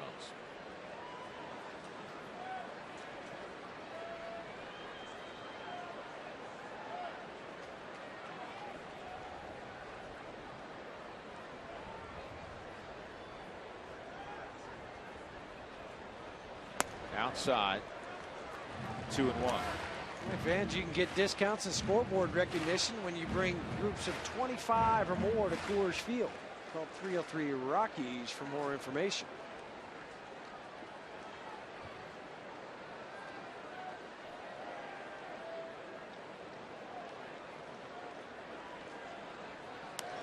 Good swing there. That was a home run cut from Helton. Here's something else that's wild about Todd. He has 30 pitchers that he has 10 or more plate appearances against that he's hitting 500 or better against. But you don't get all the numbers and places on lists like Mark Stout was talking about earlier and all that if you're not a great hitter. You're not going to get a lot of that. I mean, with the 2 RBIs tonight, he passed Moises Alou for 106th all time on the RBI list. 3-2.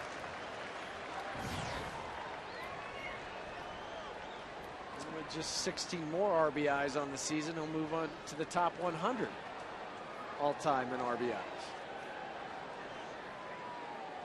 See if Ellis takes off here. I would think so. Yep, there he goes. Well, Todd has great ability to wait, to trust the hands. He gets the foot down, and he wasn't fooled on a breaking ball in the upper 70s. He waits, he keeps the weight back, and then he transfers. He was trying to hit the ball in the hole at shortstop because Alex Gonzalez was breaking towards the bag. There was a huge hole there, and even on the curveball, still trying to stay inside the baseball. They're going to come in again, runner going, and Todd says, all right, you come in, I'm going to turn on.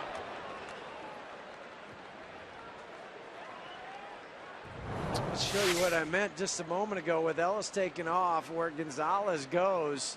I mean, he had this whole area right there to shoot the ball through.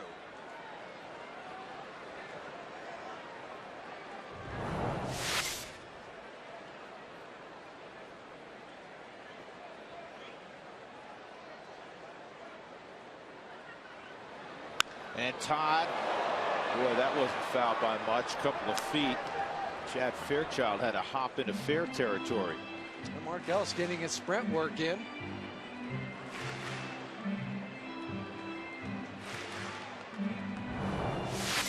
You would think Tim Hudson would learn his lesson after what Todd did in the first inning with the home run, trying to come inside.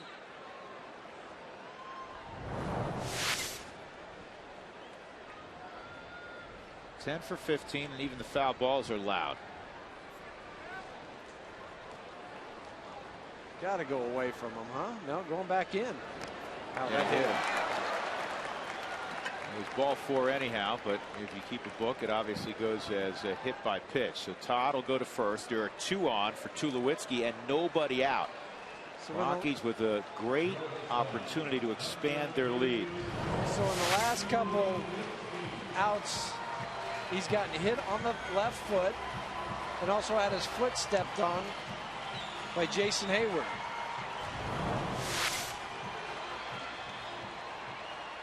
He had the other foot stepped on and that one hit.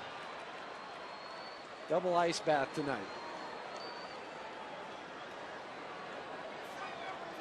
Troy struck out looking and hit a ground ball to third.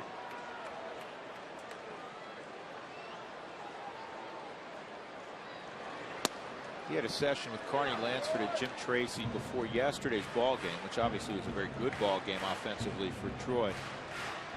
And Tracy's message basically was, you know what, you can't have 4, 5, 6 swing thoughts when you go up to the plate. Stay behind the baseball and use your ability. Quit thinking so much. He said he equated it to trying to connect the dots, A, B, C, D. But by the time you get to B, the ball's already on you. So just throw B, C, and D out the window. Slowly hit with a lot of English on it to third. And a good job by Prado to get the force at second. Helton went in hard at the bag. Always worry about that when Todd slides and he's jogging off, so that's a good thing, because that typically, even more than swinging sometimes, is where he'll jar the back. Jar the back. Well, you go in when you slide there, your bottom hits first, and that just sends you all the shooting pain up that spine. And Todd goes down trying to break up the double play, and then you slide, you end up on the base. And Freddie Freeman off. Troy would have beat that out anyway. Well, an RBI opportunity for Smith. That's 0 for 2. He's got 40 RBIs. First and third, 1 out. Of course, Hudson is a ground ball pitcher.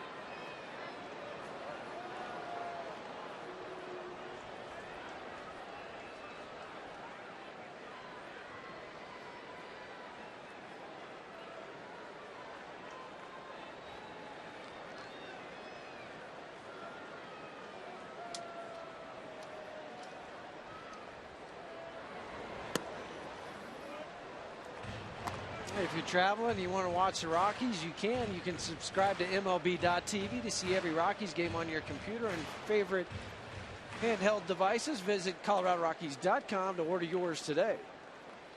Did you play for any managers that would hit and run in this situation? Yeah, a few.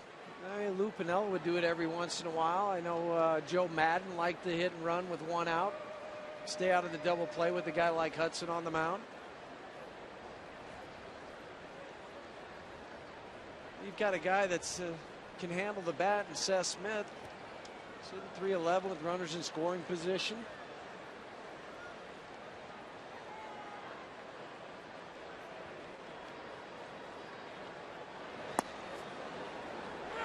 I think the whole key for Seth in this at bat is don't try to pull anything, because if you roll over it, it's going to be that ground ball double play, the 4-6-3.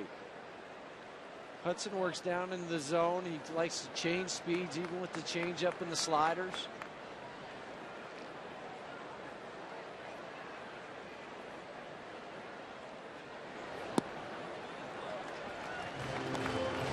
Two and one. An interesting story about Hudson. The Oakland A's just loved him because they drafted him in '94 when Hudson came out of high school in the 35th round. 3 years later, out of Auburn, they drafted him again, this time in the 6th round. They finally got their man. Outside, it's 3-1. I think Hudson, he's being supremely cautious with Smith, knowing that he has Alfonso on deck. Not that you want to add traffic, but Alfonso would be more of a double play candidate. Yeah, a catcher hitting from the right side of the box.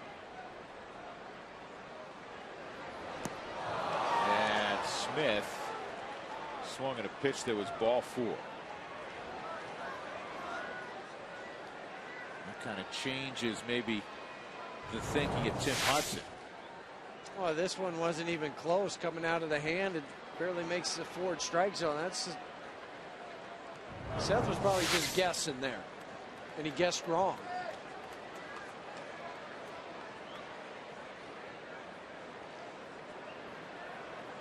Three and 2. And Tulowitzki was smart. It's a great spot for the fake to third, go to first move. Yeah, Troy did flinch a little bit, so that leads me to believe that he's going to take off when Hudson goes home. Watch Troy. Knees buckled just a little bit.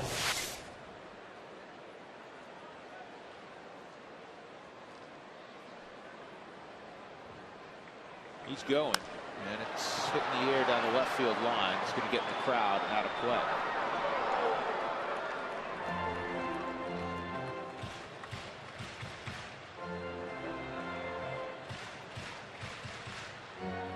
Well, now we'll see if Tim Hudson goes back to maybe a third to first move again.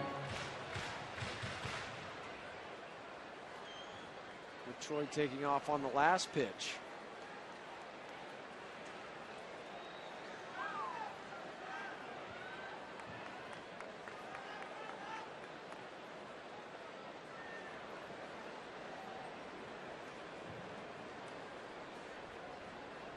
Not going, swung on and missed. So Smith will be lamenting the 3-1 pitch he swung at. He goes down, and now Alfonso will come up with 2 outs. Yeah, instead of being at first base with the bases loaded on the 3-1 pitch, as you mentioned, he gets the 3-2 and then just swings through a fastball.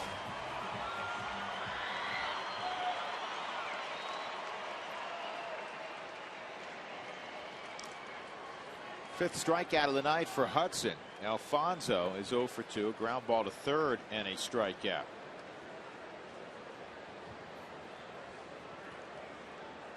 Given an opportunity the last few days to be the backup catcher. He was swinging the bat exceptionally well in Colorado Springs. 13 home runs and 37 ball games down there.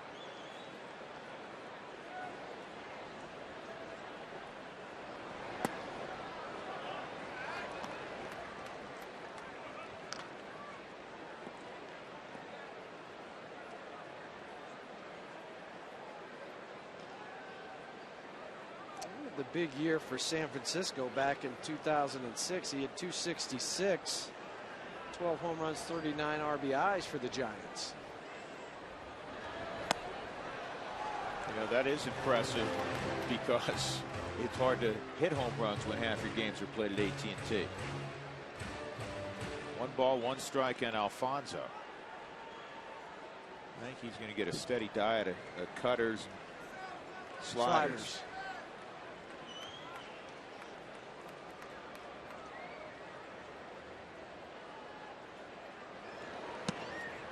Another one. The slider misses down low, 2-1. Well, in his career, 279 hitter with 2 outs and runners in scoring position.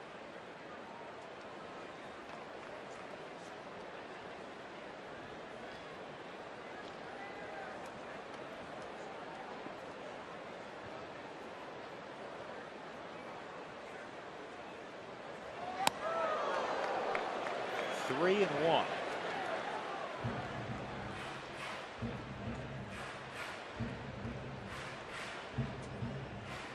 It wasn't a fastball, slider, or curveball, excuse me, that slipped out of Hudson's hand.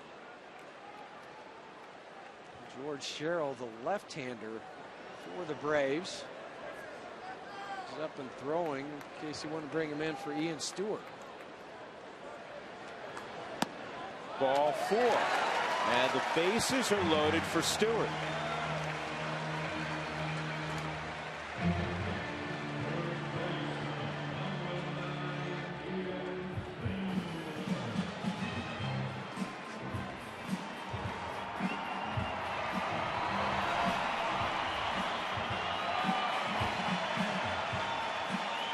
Stewart tonight, ground ball to second and a fly ball to shallow center. One career hit, 1 for 8 against Hudson. It was a home run last year. Right now, you take a broken bat blooper.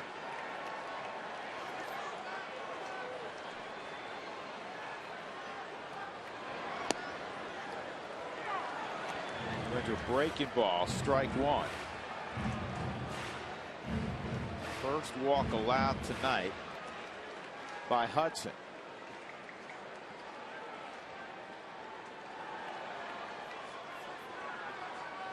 "94 pitches in for Hudson. Bases loaded. 2 outs. 2-1 Colorado.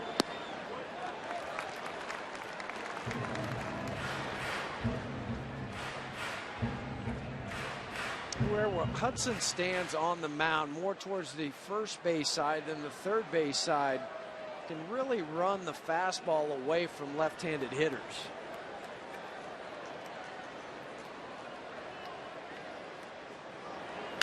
Line drive, grabbed by Ugla.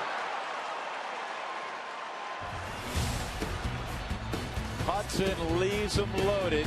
2-1 as we go to the 7th.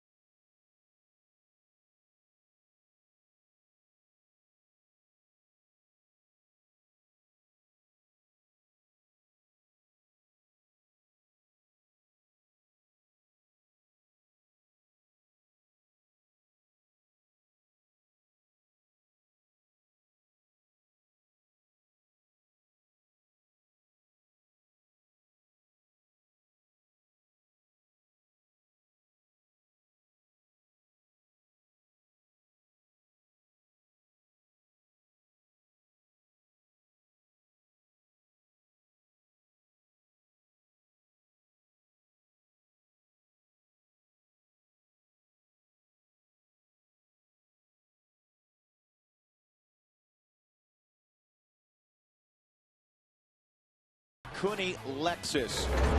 In the first inning, Todd Helton came up against Tim Hudson. And the first pitch he saw, he drove out of the ballpark with Carlos Gonzalez, who had singled aboard. 2-0 Colorado. Rockies have not scored since that point in time.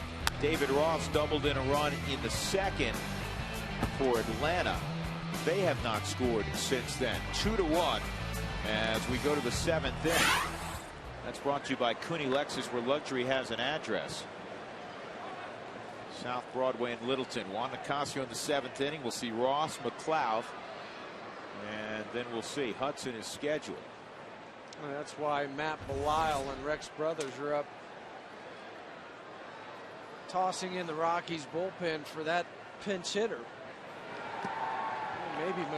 Maybe McLeod if Ross reaches. So far in the ball game, Juan Nicasio, 12 ground ball outs, just 4 flyouts, a couple punch outs.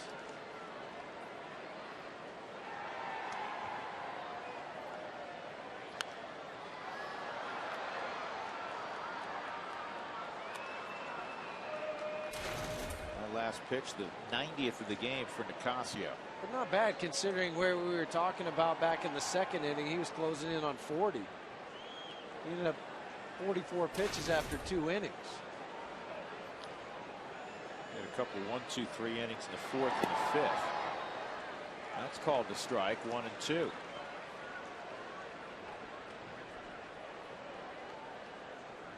He went 16 innings before relinquishing a run at Coors Field when David Ross knocked a run in the second. But over his last 21 innings here, he's allowed just that 1 run. And no fear.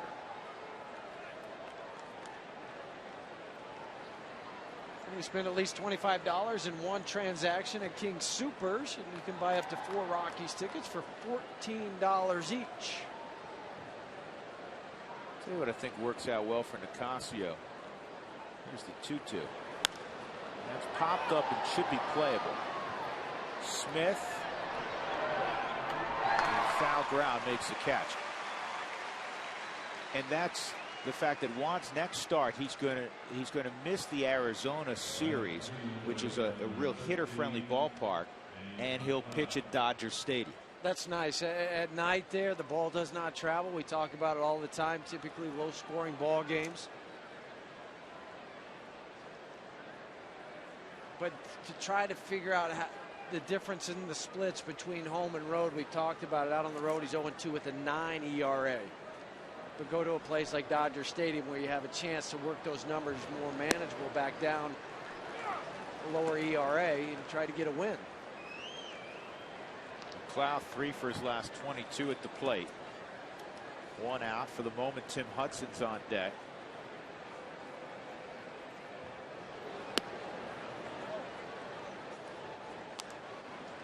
I bet Eric Kinsky, maybe Brooks Conrad are lurking underneath. So if McLeod makes an out, you know, they still may play the take the big fly swing with a Hinsky. Well, you would have to with their bullpen take a chance to try to at least tie it up. I wouldn't sit with either one of those guys and wait, see if I could use them later in the game.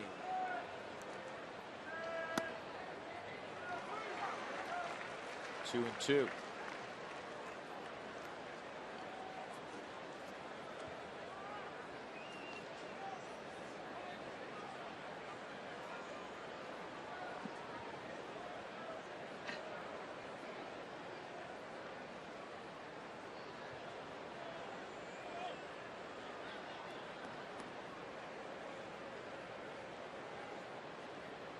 Like Nicasio, he pitches with a little bit of emotion out there. He does.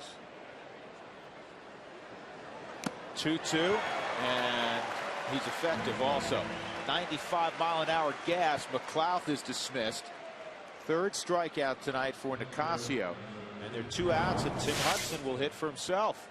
He just overpowered McLeod.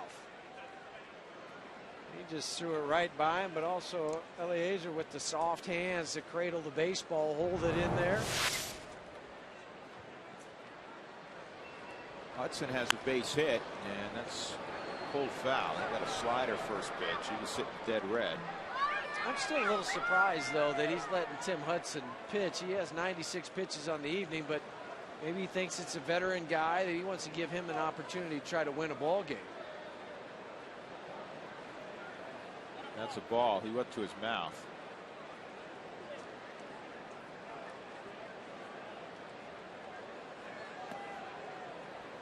I think Juan evidently did that because Angel Campos just signaled up to the Well, it used to be you couldn't press do box it anywhere on the dirt, and then they changed the rule where you just couldn't do it when you're standing on the rubber portion of the mound. 1-1 on Hudson. 1-2. 101st pitch thrown by Nicasio.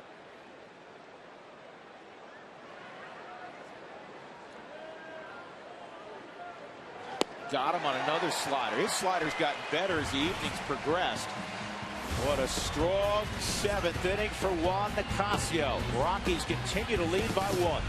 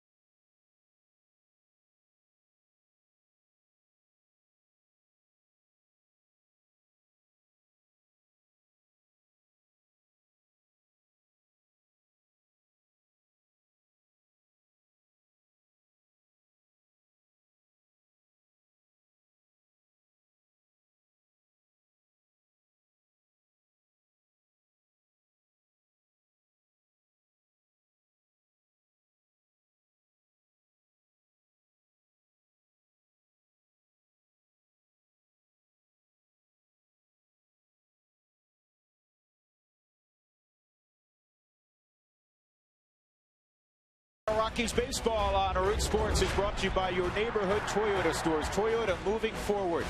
By the Colorado Lottery. Don't forget to play. By AT&T, the nation's fastest mobile broadband network. And by King Soopers, more value for the way you live. Very interesting ball game tonight in lower downtown Denver. The Rockies trying to take 2 in a row from the Braves. Are up 2-1 behind Juan Nicasio, who has limited the Braves to 5 hits. Boy, he's been lights out at Coors Field. Now 1 run in his last 22 innings at Coors Field. Rockies had a good opportunity to add on last inning, and Hudson got out of the first and second nobody out situation, and now Dexter Fowler will start things off. Dexter tonight a double and a single. He has 2 of the Rockies' 5 hits. He had 3 hits last night. Both pitchers stepped up in the 6th inning when Nicasio had to get out of that jam in the top half of the inning. Tim Hudson matched him last inning. He should be smiling. 103 pitches on the evening. Just 5 hits. More importantly, only 1 walk, and that was intentional. What a great job tonight for Nicasio. We'll sit down there and watch as Johnny Herrera is right now in the on-deck circle to hit for Juan. Here's the 1-2. And he got it. Tim Hudson, you could see how angry he was. Dexter will pop up. He was trying to throw that back foot slider, and that's what he did. He got the back foot. And this is 2 times tonight that Tim Hudson is over rotated on the pitch going inside to the left-hander. Well, that got Dexter in the right calf. And then you have to worry about those things tightening up on you. And now some options if you're Jim Tracy. You have a bat handler at the plate in Herrera. You have wonderful speed at first, even though he's got an owie on his leg. Well, that's the only thing you worry about, though. Is that going to affect his speed at all?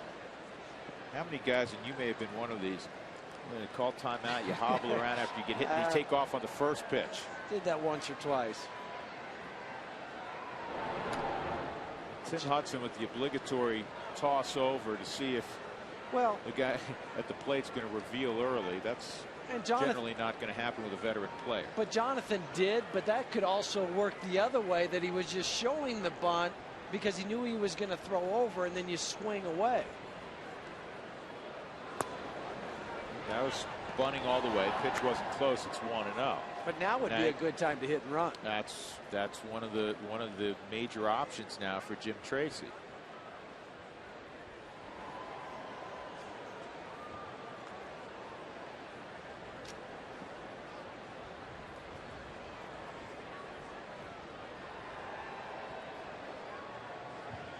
Dex takes off, pitch out, and he realized he was in trouble, and they're going to get it. Well, Freddie Gonzalez makes all the calls for the Braves. A lot of times you'll see a bench coach do it, maybe the pitching coach I've seen do it before. But Freddie decides and really controls the running game. I mean, a 1-0 pitch out takes a lot of courage, because if you don't get it, it's 2-0 on the hit and run. I know Jonathan tried to swing at it, but even on that pitch out, Freddie made the call. He made the right one. Johnny thought that was a ball. He's looking at Angel Campos asking where it was. 1-2.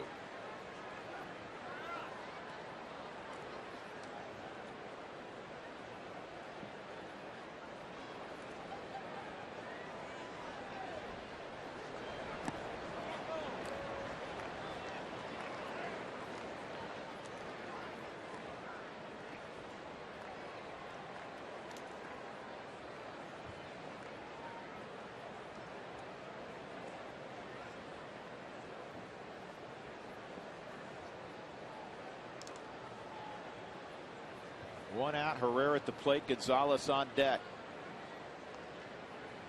2-1 Colorado. 2-run home run by Helton way back in the first. And another chance for Dan Uggla.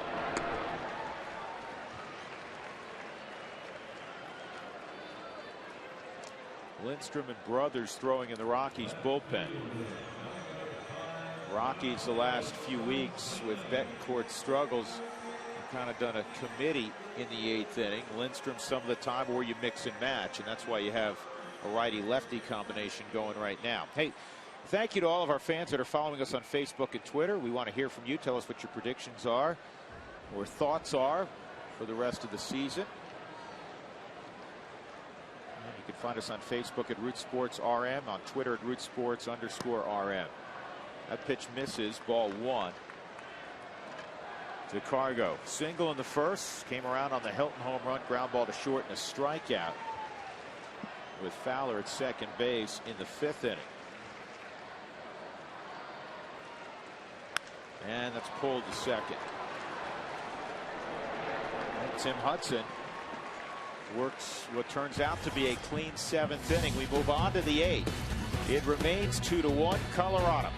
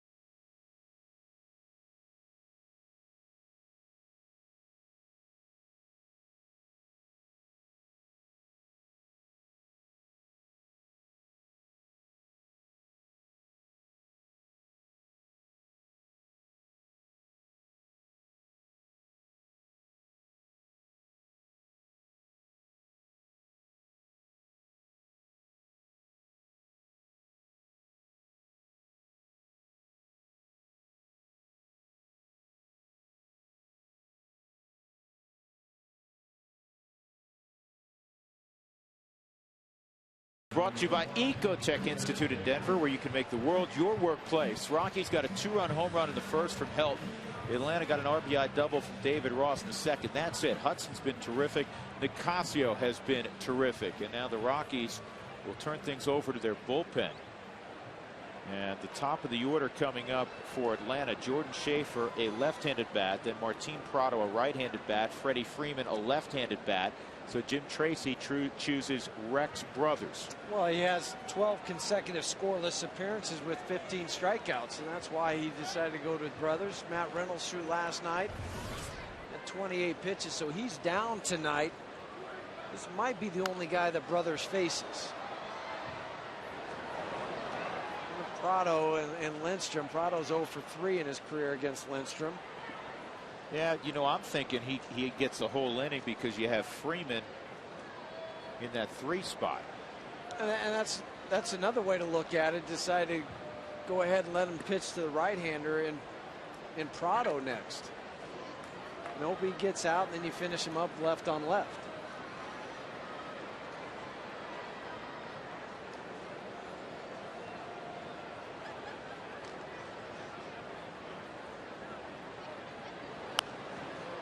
One and two. And you cannot say enough again about Juan Nicasio and his effort. Nicasio, 7 innings, 1 run, 5 hits. The only walk was an intentional one, and he struck out 4. And just 101 pitches, 64 of them for strikes. And a ground ball through the right side, a base hit.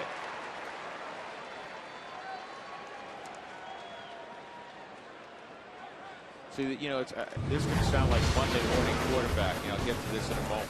Coors Light Freeze Camp, brought to you by Frost Brewed Coors Light, the world's most refreshing beer. Look at this play by Tulowitzki to keep it a 2-1 ball game.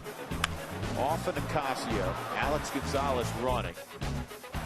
That would have tied up the ball game if Gonzalez reaches. I know where you're going. He throws 97 miles an hour. Schaefer's demonstrated throughout not only this series, but the 4 games in Atlanta, he does not hit a plus fastball. He doesn't even hit a real average fastball. Don't slow the bat down. In the air to center field for Prado.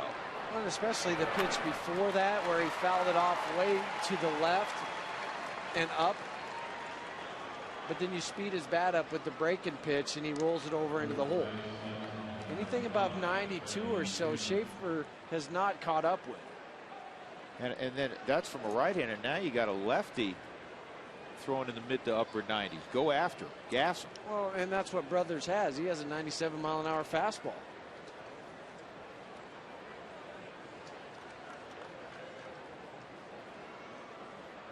Freddie Freeman at the plate.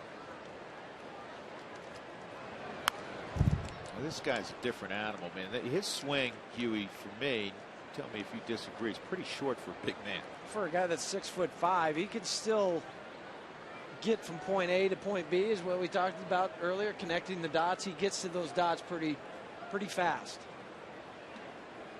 462 against the Rockies, 12 for 26 with 10 RBIs this year.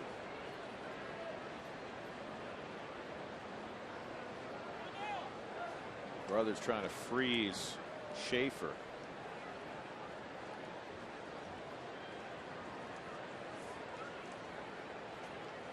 I'd be shocked if he took off, though. You have that hole between first and second with Todd having to be around the bag. In the air to left, Cargo moves toward the line and makes the grab. 2 outs. Now you have Ugla coming up with 2 gone. Toyota Talk will continue in the post-game show. So make sure you join us for that. And not a surprise here, the way Ugla's been swinging the bat. Jim Tracy is going to match up. He's going to go with Lindstrom to get this final out in the 8th inning. So Rex Brothers gets 2 outs. Schaefer's at first, and here comes Matt Lindstrom.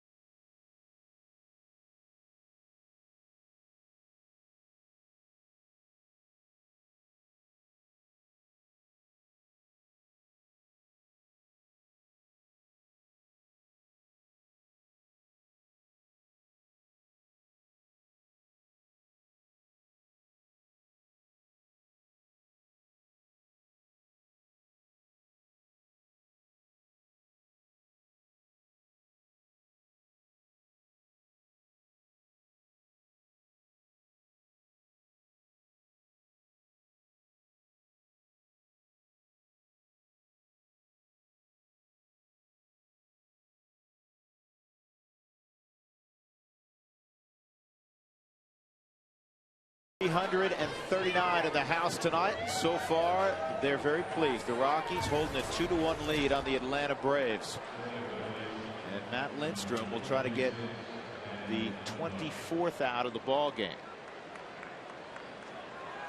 2 outs in the 8th inning. Jordan Schaefer at first, who can run, and Dan Uggla, who's hitting 11 straight. He's at the plate. Dan's faced Matt 3 other times. Does have a hit off him. They're former teammates down in Florida. Now might be a different time for Jordan Schaefer to think about running with a higher leg kick from Matt Lindstrom to try to get out into scoring position at second. Yeah, I don't know if I've ever seen Matt Lindstrom sidestep. There he goes, first pitch, and the throw is knocked down by Ellis. And it's a good thing he knocked it down. Otherwise, that ball was ticketed for center field. Schaefer's going to end up at third base. It's a great effort by Ellis. His sole focus was keeping this ball from going into the outfield. Well, watch him. Yeah, and then he sidesteps the runner in the base and comes up in front because the ball is tailing into the runner. So your only option, if you wait for it back by the bag like you would on a steal that's a good throw, then that ball gets by you because it goes underneath the runner and you can't knock it down. Tying run at second. Here's the 0-1 and a base hit. It's going to be a tie ball game. That's how big that stolen base was. And I give either the Braves or Schaefer a ton of credit, or a combination thereof, because he didn't waste any time in running. Lindstrom has the high leg kick. He's a former closer. Most closers don't slide step. No, and you know that, so why not take off early? They did. Schaefer gets his 15th stolen base, and then Dan Uggla with the flat slider gets it right back up the middle. He's got a 12-game hitting streak, which matches his career best. And that run will be charged to Rex Brothers, and it's a 2-2 ball game.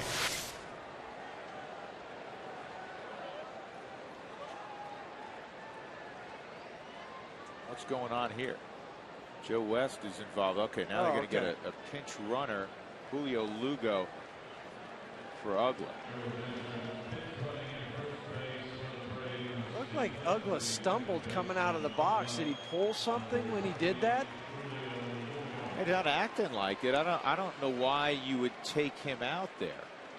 But that's the only thing I could think of, especially with 2 outs and he's just at first base. If it's at second base, I could see where you would put a faster guy in.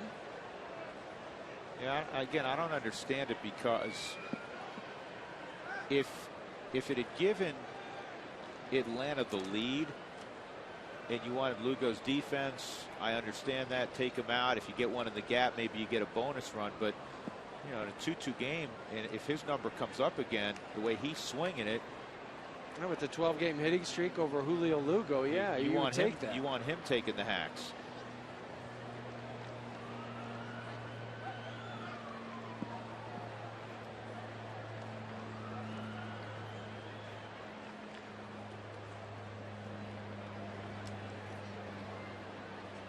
You know, unless, you know, I mean, you start thinking this through. Freddie Gonzalez saying, hey, this guy's easy pickings because he has such a high leg kick, and we're going to try to steal a base with Lugo. If he gets thrown out, we'll start with Hayward in the 9th inning. Lugo not going.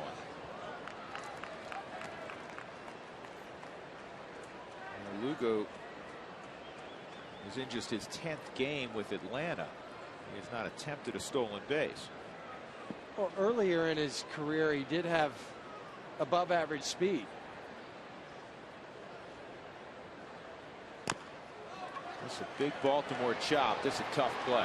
Yeah, maybe not. Hayward fouled it off his foot. Oh no, catcher's interference. So it'll be first and second. The bat contacted the glove of Eliezer Alfonso, and that's automatic Catcher interference, and the hitter reaches. Long swing, long follow through, and there's no doubt about that. Alfonso just reached too far for the baseball. It's an error on the catcher. No at bat for Jason Hayward.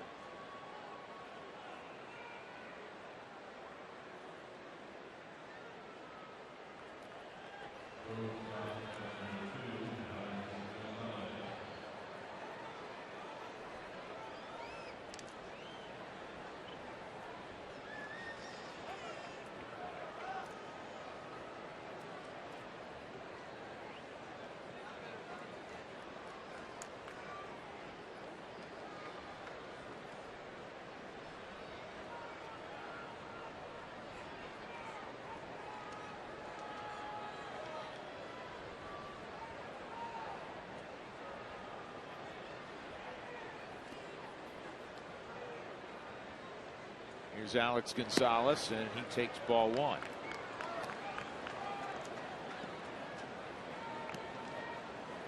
Rockies in the bottom of the 8th inning will have Ellis, Helton, and Tulowitzki.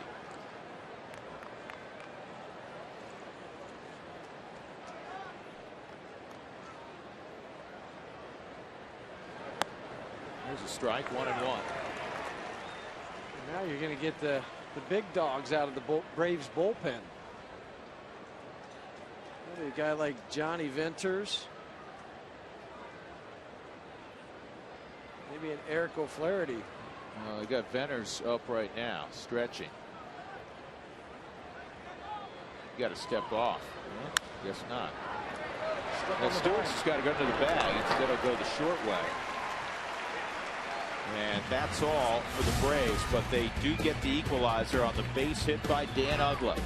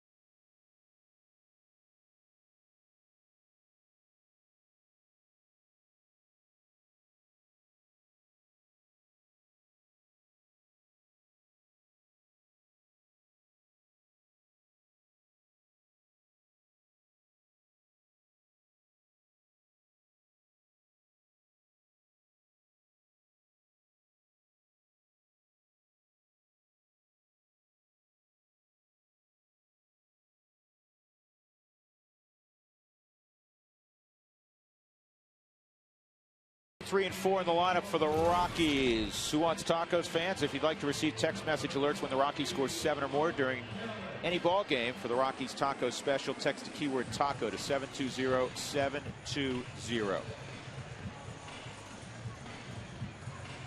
Julio Lugo stays in the ball game for Dan Uggla at second base. And after 7 innings of Tim Hudson, the Rockies now will face all-star Johnny Venters. 7 games this month, 6 1/3 innings, just 2 hits, 0 runs. The Rockies saw him a couple nights ago in the first game of this series. He had his 20th hold of the season. Yeah, he got 3 ground ball outs. His only blemish, a walk to Dexter Fowler. And Ellis takes ball 1. Mark tonight is 1 for 3. Earlier this year, Johnny Venters had about 3 or 4 days off because he had been used a lot. He's out there, seems like every day for the Braves. 54th game now.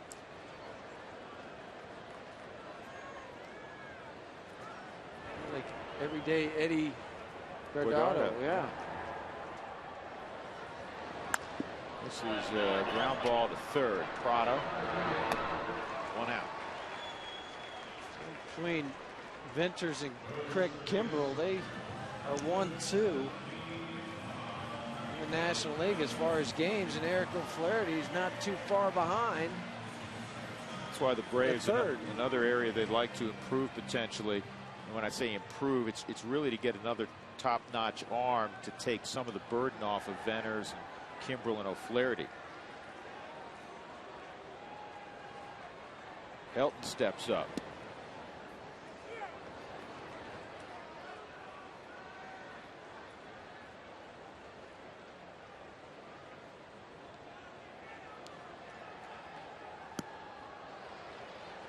Oh, and 2. This next stat is a telling one, Huey. The Rockies have lost 6 games already this year where they led after the 7th inning. 3 of those at home.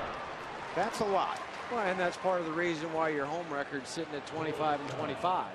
Losing some games like that, those are also a psychological losses. When you have the game late, you expect to be the winner, and you don't. Those wear on a ball club.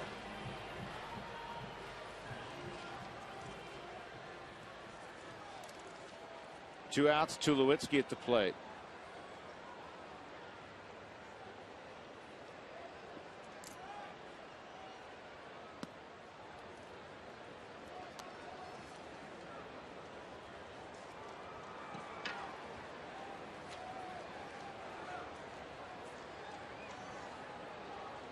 Here's the 1-0 to Troy.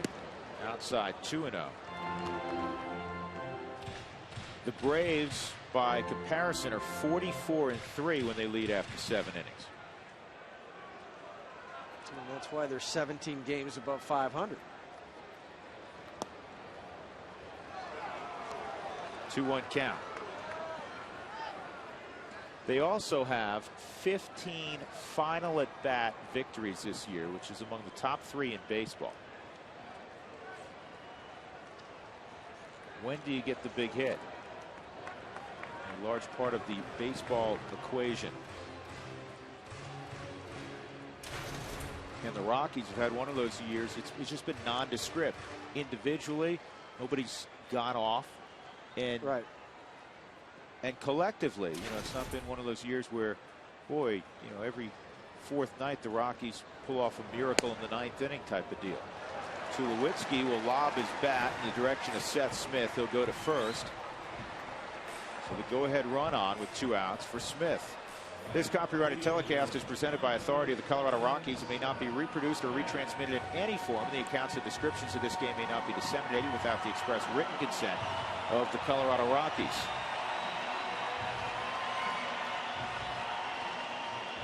Smith tonight is 0 for 3. Rockies have been limited to 5 hits. The Braves have 7. 3 of the hits for the Rockies came in the first 2 innings. So that's 2 hits over their next 5 2/3.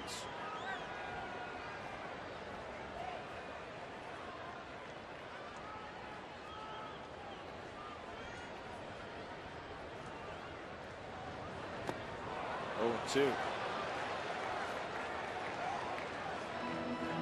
After the 97-mile-an-hour fastball on the first pitch to Seth Smith, he was geared up for that.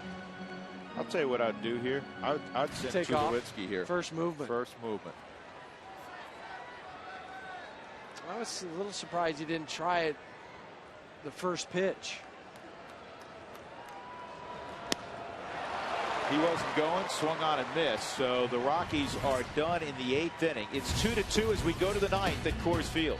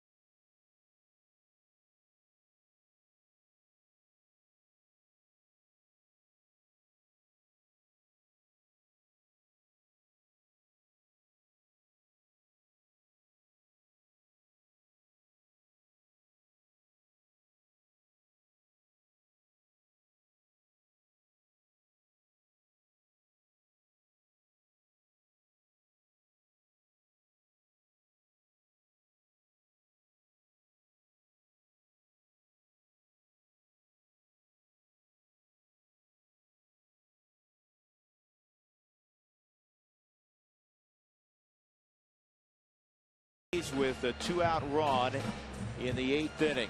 Coming up after the ball game, when this one is decided, the Toyota postgame show. For more details, here's Tom Helmer out in center field. Tom?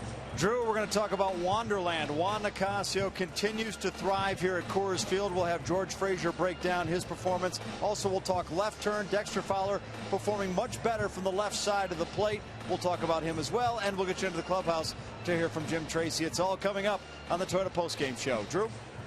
All right, Tom, thank you. Houston Street, as is the way things work in baseball. If you're tied at home, you're going to see the closer in the top of the 9th inning to try to keep it an even Steven game and try to win at the bottom of the 9th. Just about every manager in baseball operates in that manner. So Street is aboard. Here's something else, Jeff, another stat line to give you an idea why Atlanta is where they are and why the Rockies unfortunately are where they are. When tied after 8 innings, Atlanta is 10-6. The Rockies are 3-9. Yeah, that's where it's coming through with the big hit if you're the Atlanta Braves. And a lot of times in those 9 losses for the Rockies, it's been part of the bullpen where they've come out. And Houston Street, it happened the other day, took the loss against Milwaukee, gave up the 2-run home run to Ricky Weeks in the 9th. It just comes down to execution. Who executes better? And records would say that the Braves have done a better job than the Rockies this year. Well, Houston Street's going to get David Ross, Nate McLouth, and then I'm guessing Eric Hinsky to pinch hit for Johnny Venters. Eric O'Flaherty, who's the 7th inning man normally for Atlanta, is throwing in the bullpen. Yankees beat Tampa tonight. And first pitch is popped up. That's a good start. Help will be called off by Ellis. 1 out.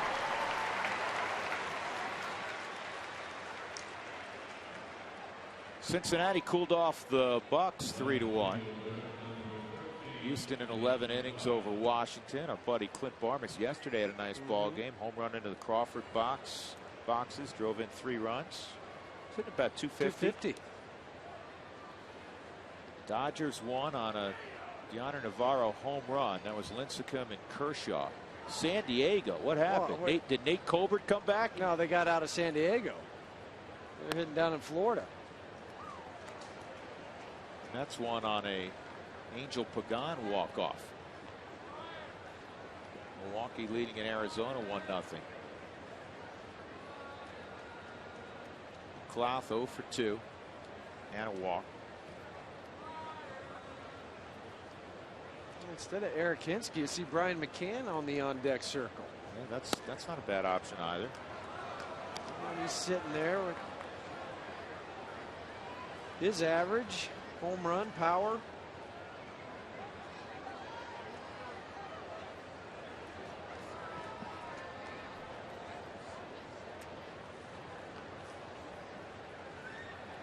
Here's the 2-0 to McLouth.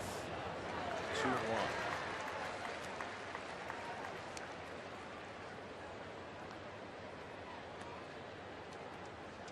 And McCann's 2 for 3 against Street.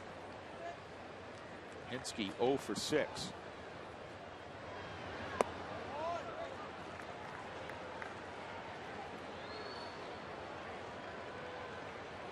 You got to make McLouth, who runs pretty well, earn his way on with McCann on deck. Yeah, no free passes. Top of the strike zone, 3-2. Angel Campos tonight has had a very, very good strike zone. He's got a good reputation for calling balls and strikes. The ones that are just off, he's calling them balls. The ones that are in the zone, he's right on top of it.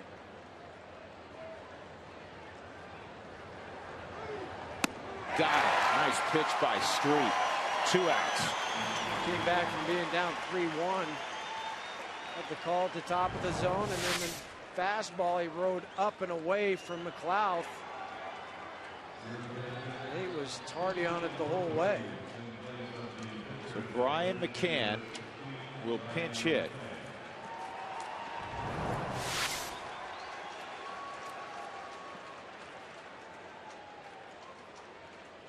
Just the 4th pinch hit appearance this year for McCann, being the starter all the time.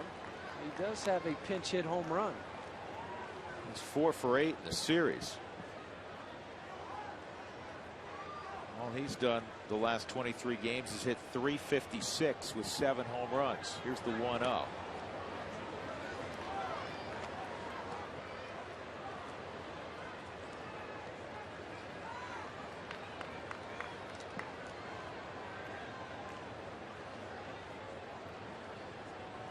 Here's the 2-0. Change up. Geared up for the fastball and turn that one over.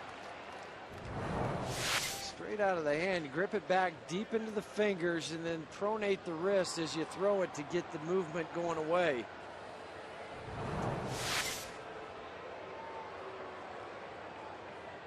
High fly ball to deep right center field, and the catch at the wall by Dexter Fowler. I don't think it was going to go out, but it was close. Just a long out. 2-2 as we go to the bottom of the 9th inning.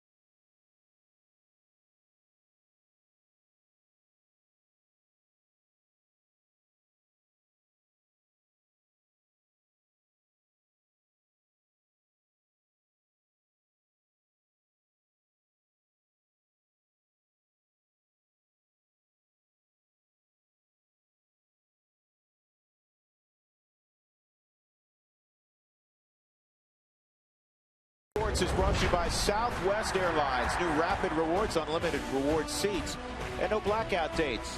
And by Berkanier for all your plumbing, heating, and cooling needs. Call Berkanier 303-777-3037. Think green, think Berkanier. With Jeff Houston and Mark Stout, Drew Goodman at 20th and Blake. The Rockies 2 and the Braves 2. Bottom of the 9th inning. The Rockies have had 1 walk-off win this year. Brian McCann stays in the ballgame behind the dish, and Eric O'Flaherty will be aboard for the 49th time. He's got a ridiculously low ERA of 1.01. That's second among all major league relievers at 101. O'Flaherty fastball, 92, 94 miles an hour. Hard slider and a changeup. Rockies will have Eliezer Alfonso to lead off, then Ian Stewart and Dexter Fowler. If Alfonso gets on, look for a pinch runner. He got the barrel on this one, but he got underneath it. And Ian Stewart will come up. I thought for a moment that Jim Tracy may go to Ty Wigginton here. Well, with nobody warming up for the Braves out in the bullpen, that would have been an option.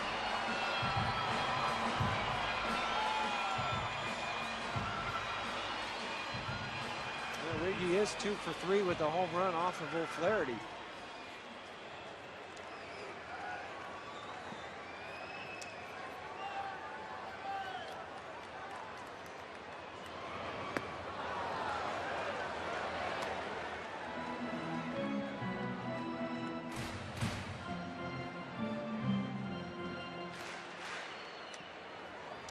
Run that Eric O'Flaherty allowed was back on June 1st.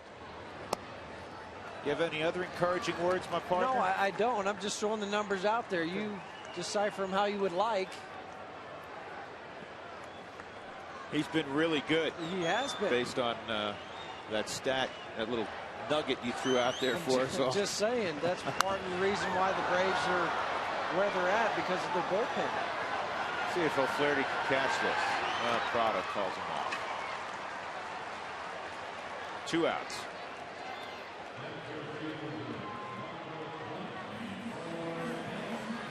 Two outs, Dexter Fowler. He's had a perfect night, a double, a single, and he was hit by a pitch, a 1-2 pitch on the foot. He stepped in from the right side for the first time this evening. Facing his hometown team he followed growing up, the Atlanta Braves. With the rally caps on, inside out and backwards. He knows a lot of guys in the Braves organization. He's a little bit younger than Brian McCann, but growing up knew all about McCann, Jeff Francoeur. We were talking about that before the ball game. And Dexter played on some development teams growing up, select teams with Chris Nelson. We've told that story before. And also Brad Eames, who the Rockies picked up from Toronto's organization. He's kind of Toronto Mets, who's a Rule 5 guy. And earlier this year, this is on the ground foul. And Eames performing right now in AAA for the Colorado Rockies. Those 3 guys all played together.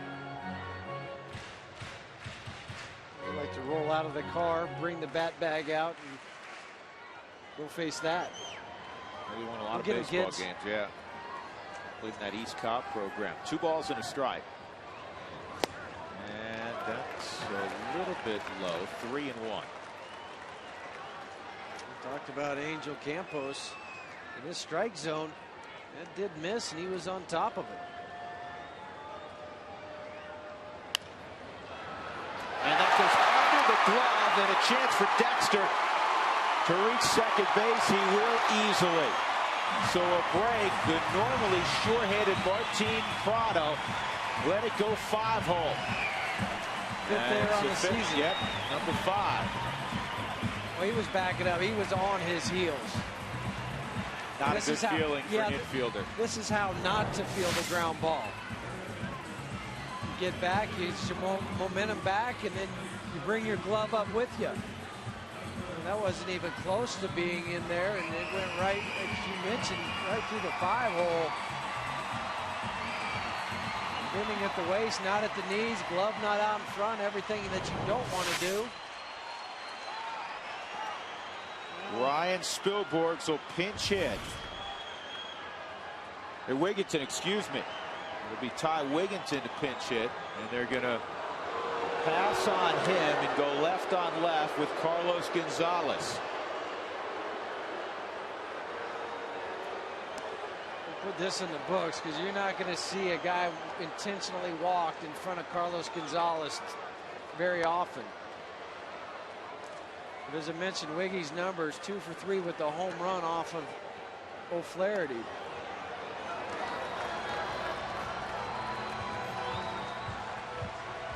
Cargo with a chance to drive in the game winner.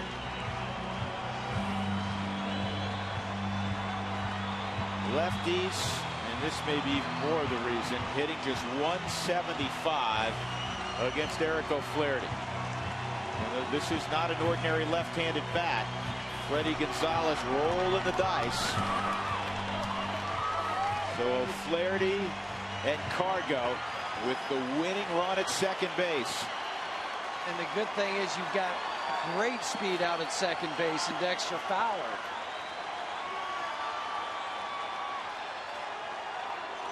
And now McCann has been summoned. They want to make sure that they change the signs up.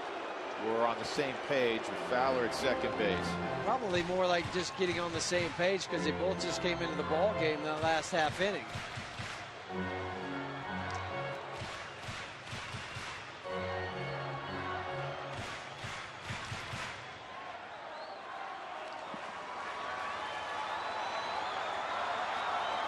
Gonzalez hitting .239 against lefties. Line drive, base hit, Dexter around third, and the Rockies are going to win it. Carlos Gonzalez, 3-2 game winner.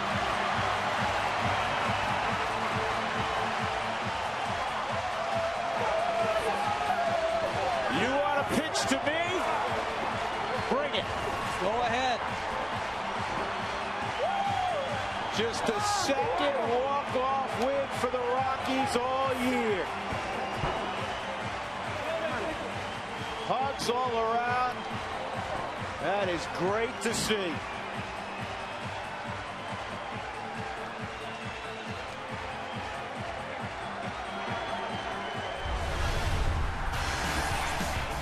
Jimmy John's delivery of the game. First pitch, Carlos Gonzalez got the barrel out and roped it to right. And the right man was running, Dexter Fowler. Secondary lead, off with the crack of the bat. You're not going to throw him out.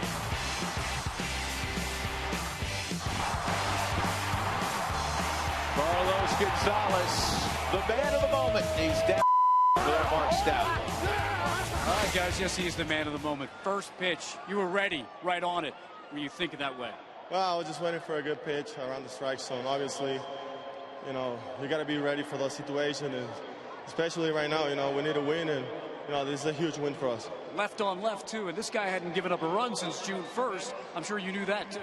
Well, yeah, he's a guy who's always aggressive around the strike zone, and, you know, like I mentioned, I was ready for any pitch, and I'm really glad that I get the hit.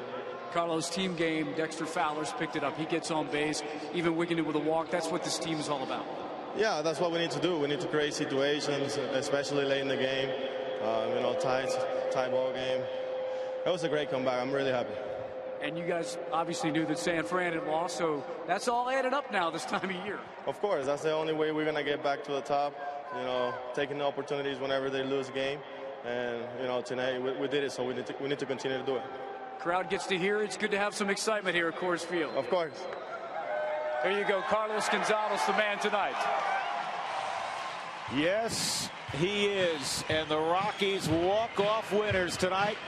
Fargo and Colorado 3, the Braves 2. It's going to be a lot of fun out in center field. We invite you to stick around for the Toyota postgame report. It's next.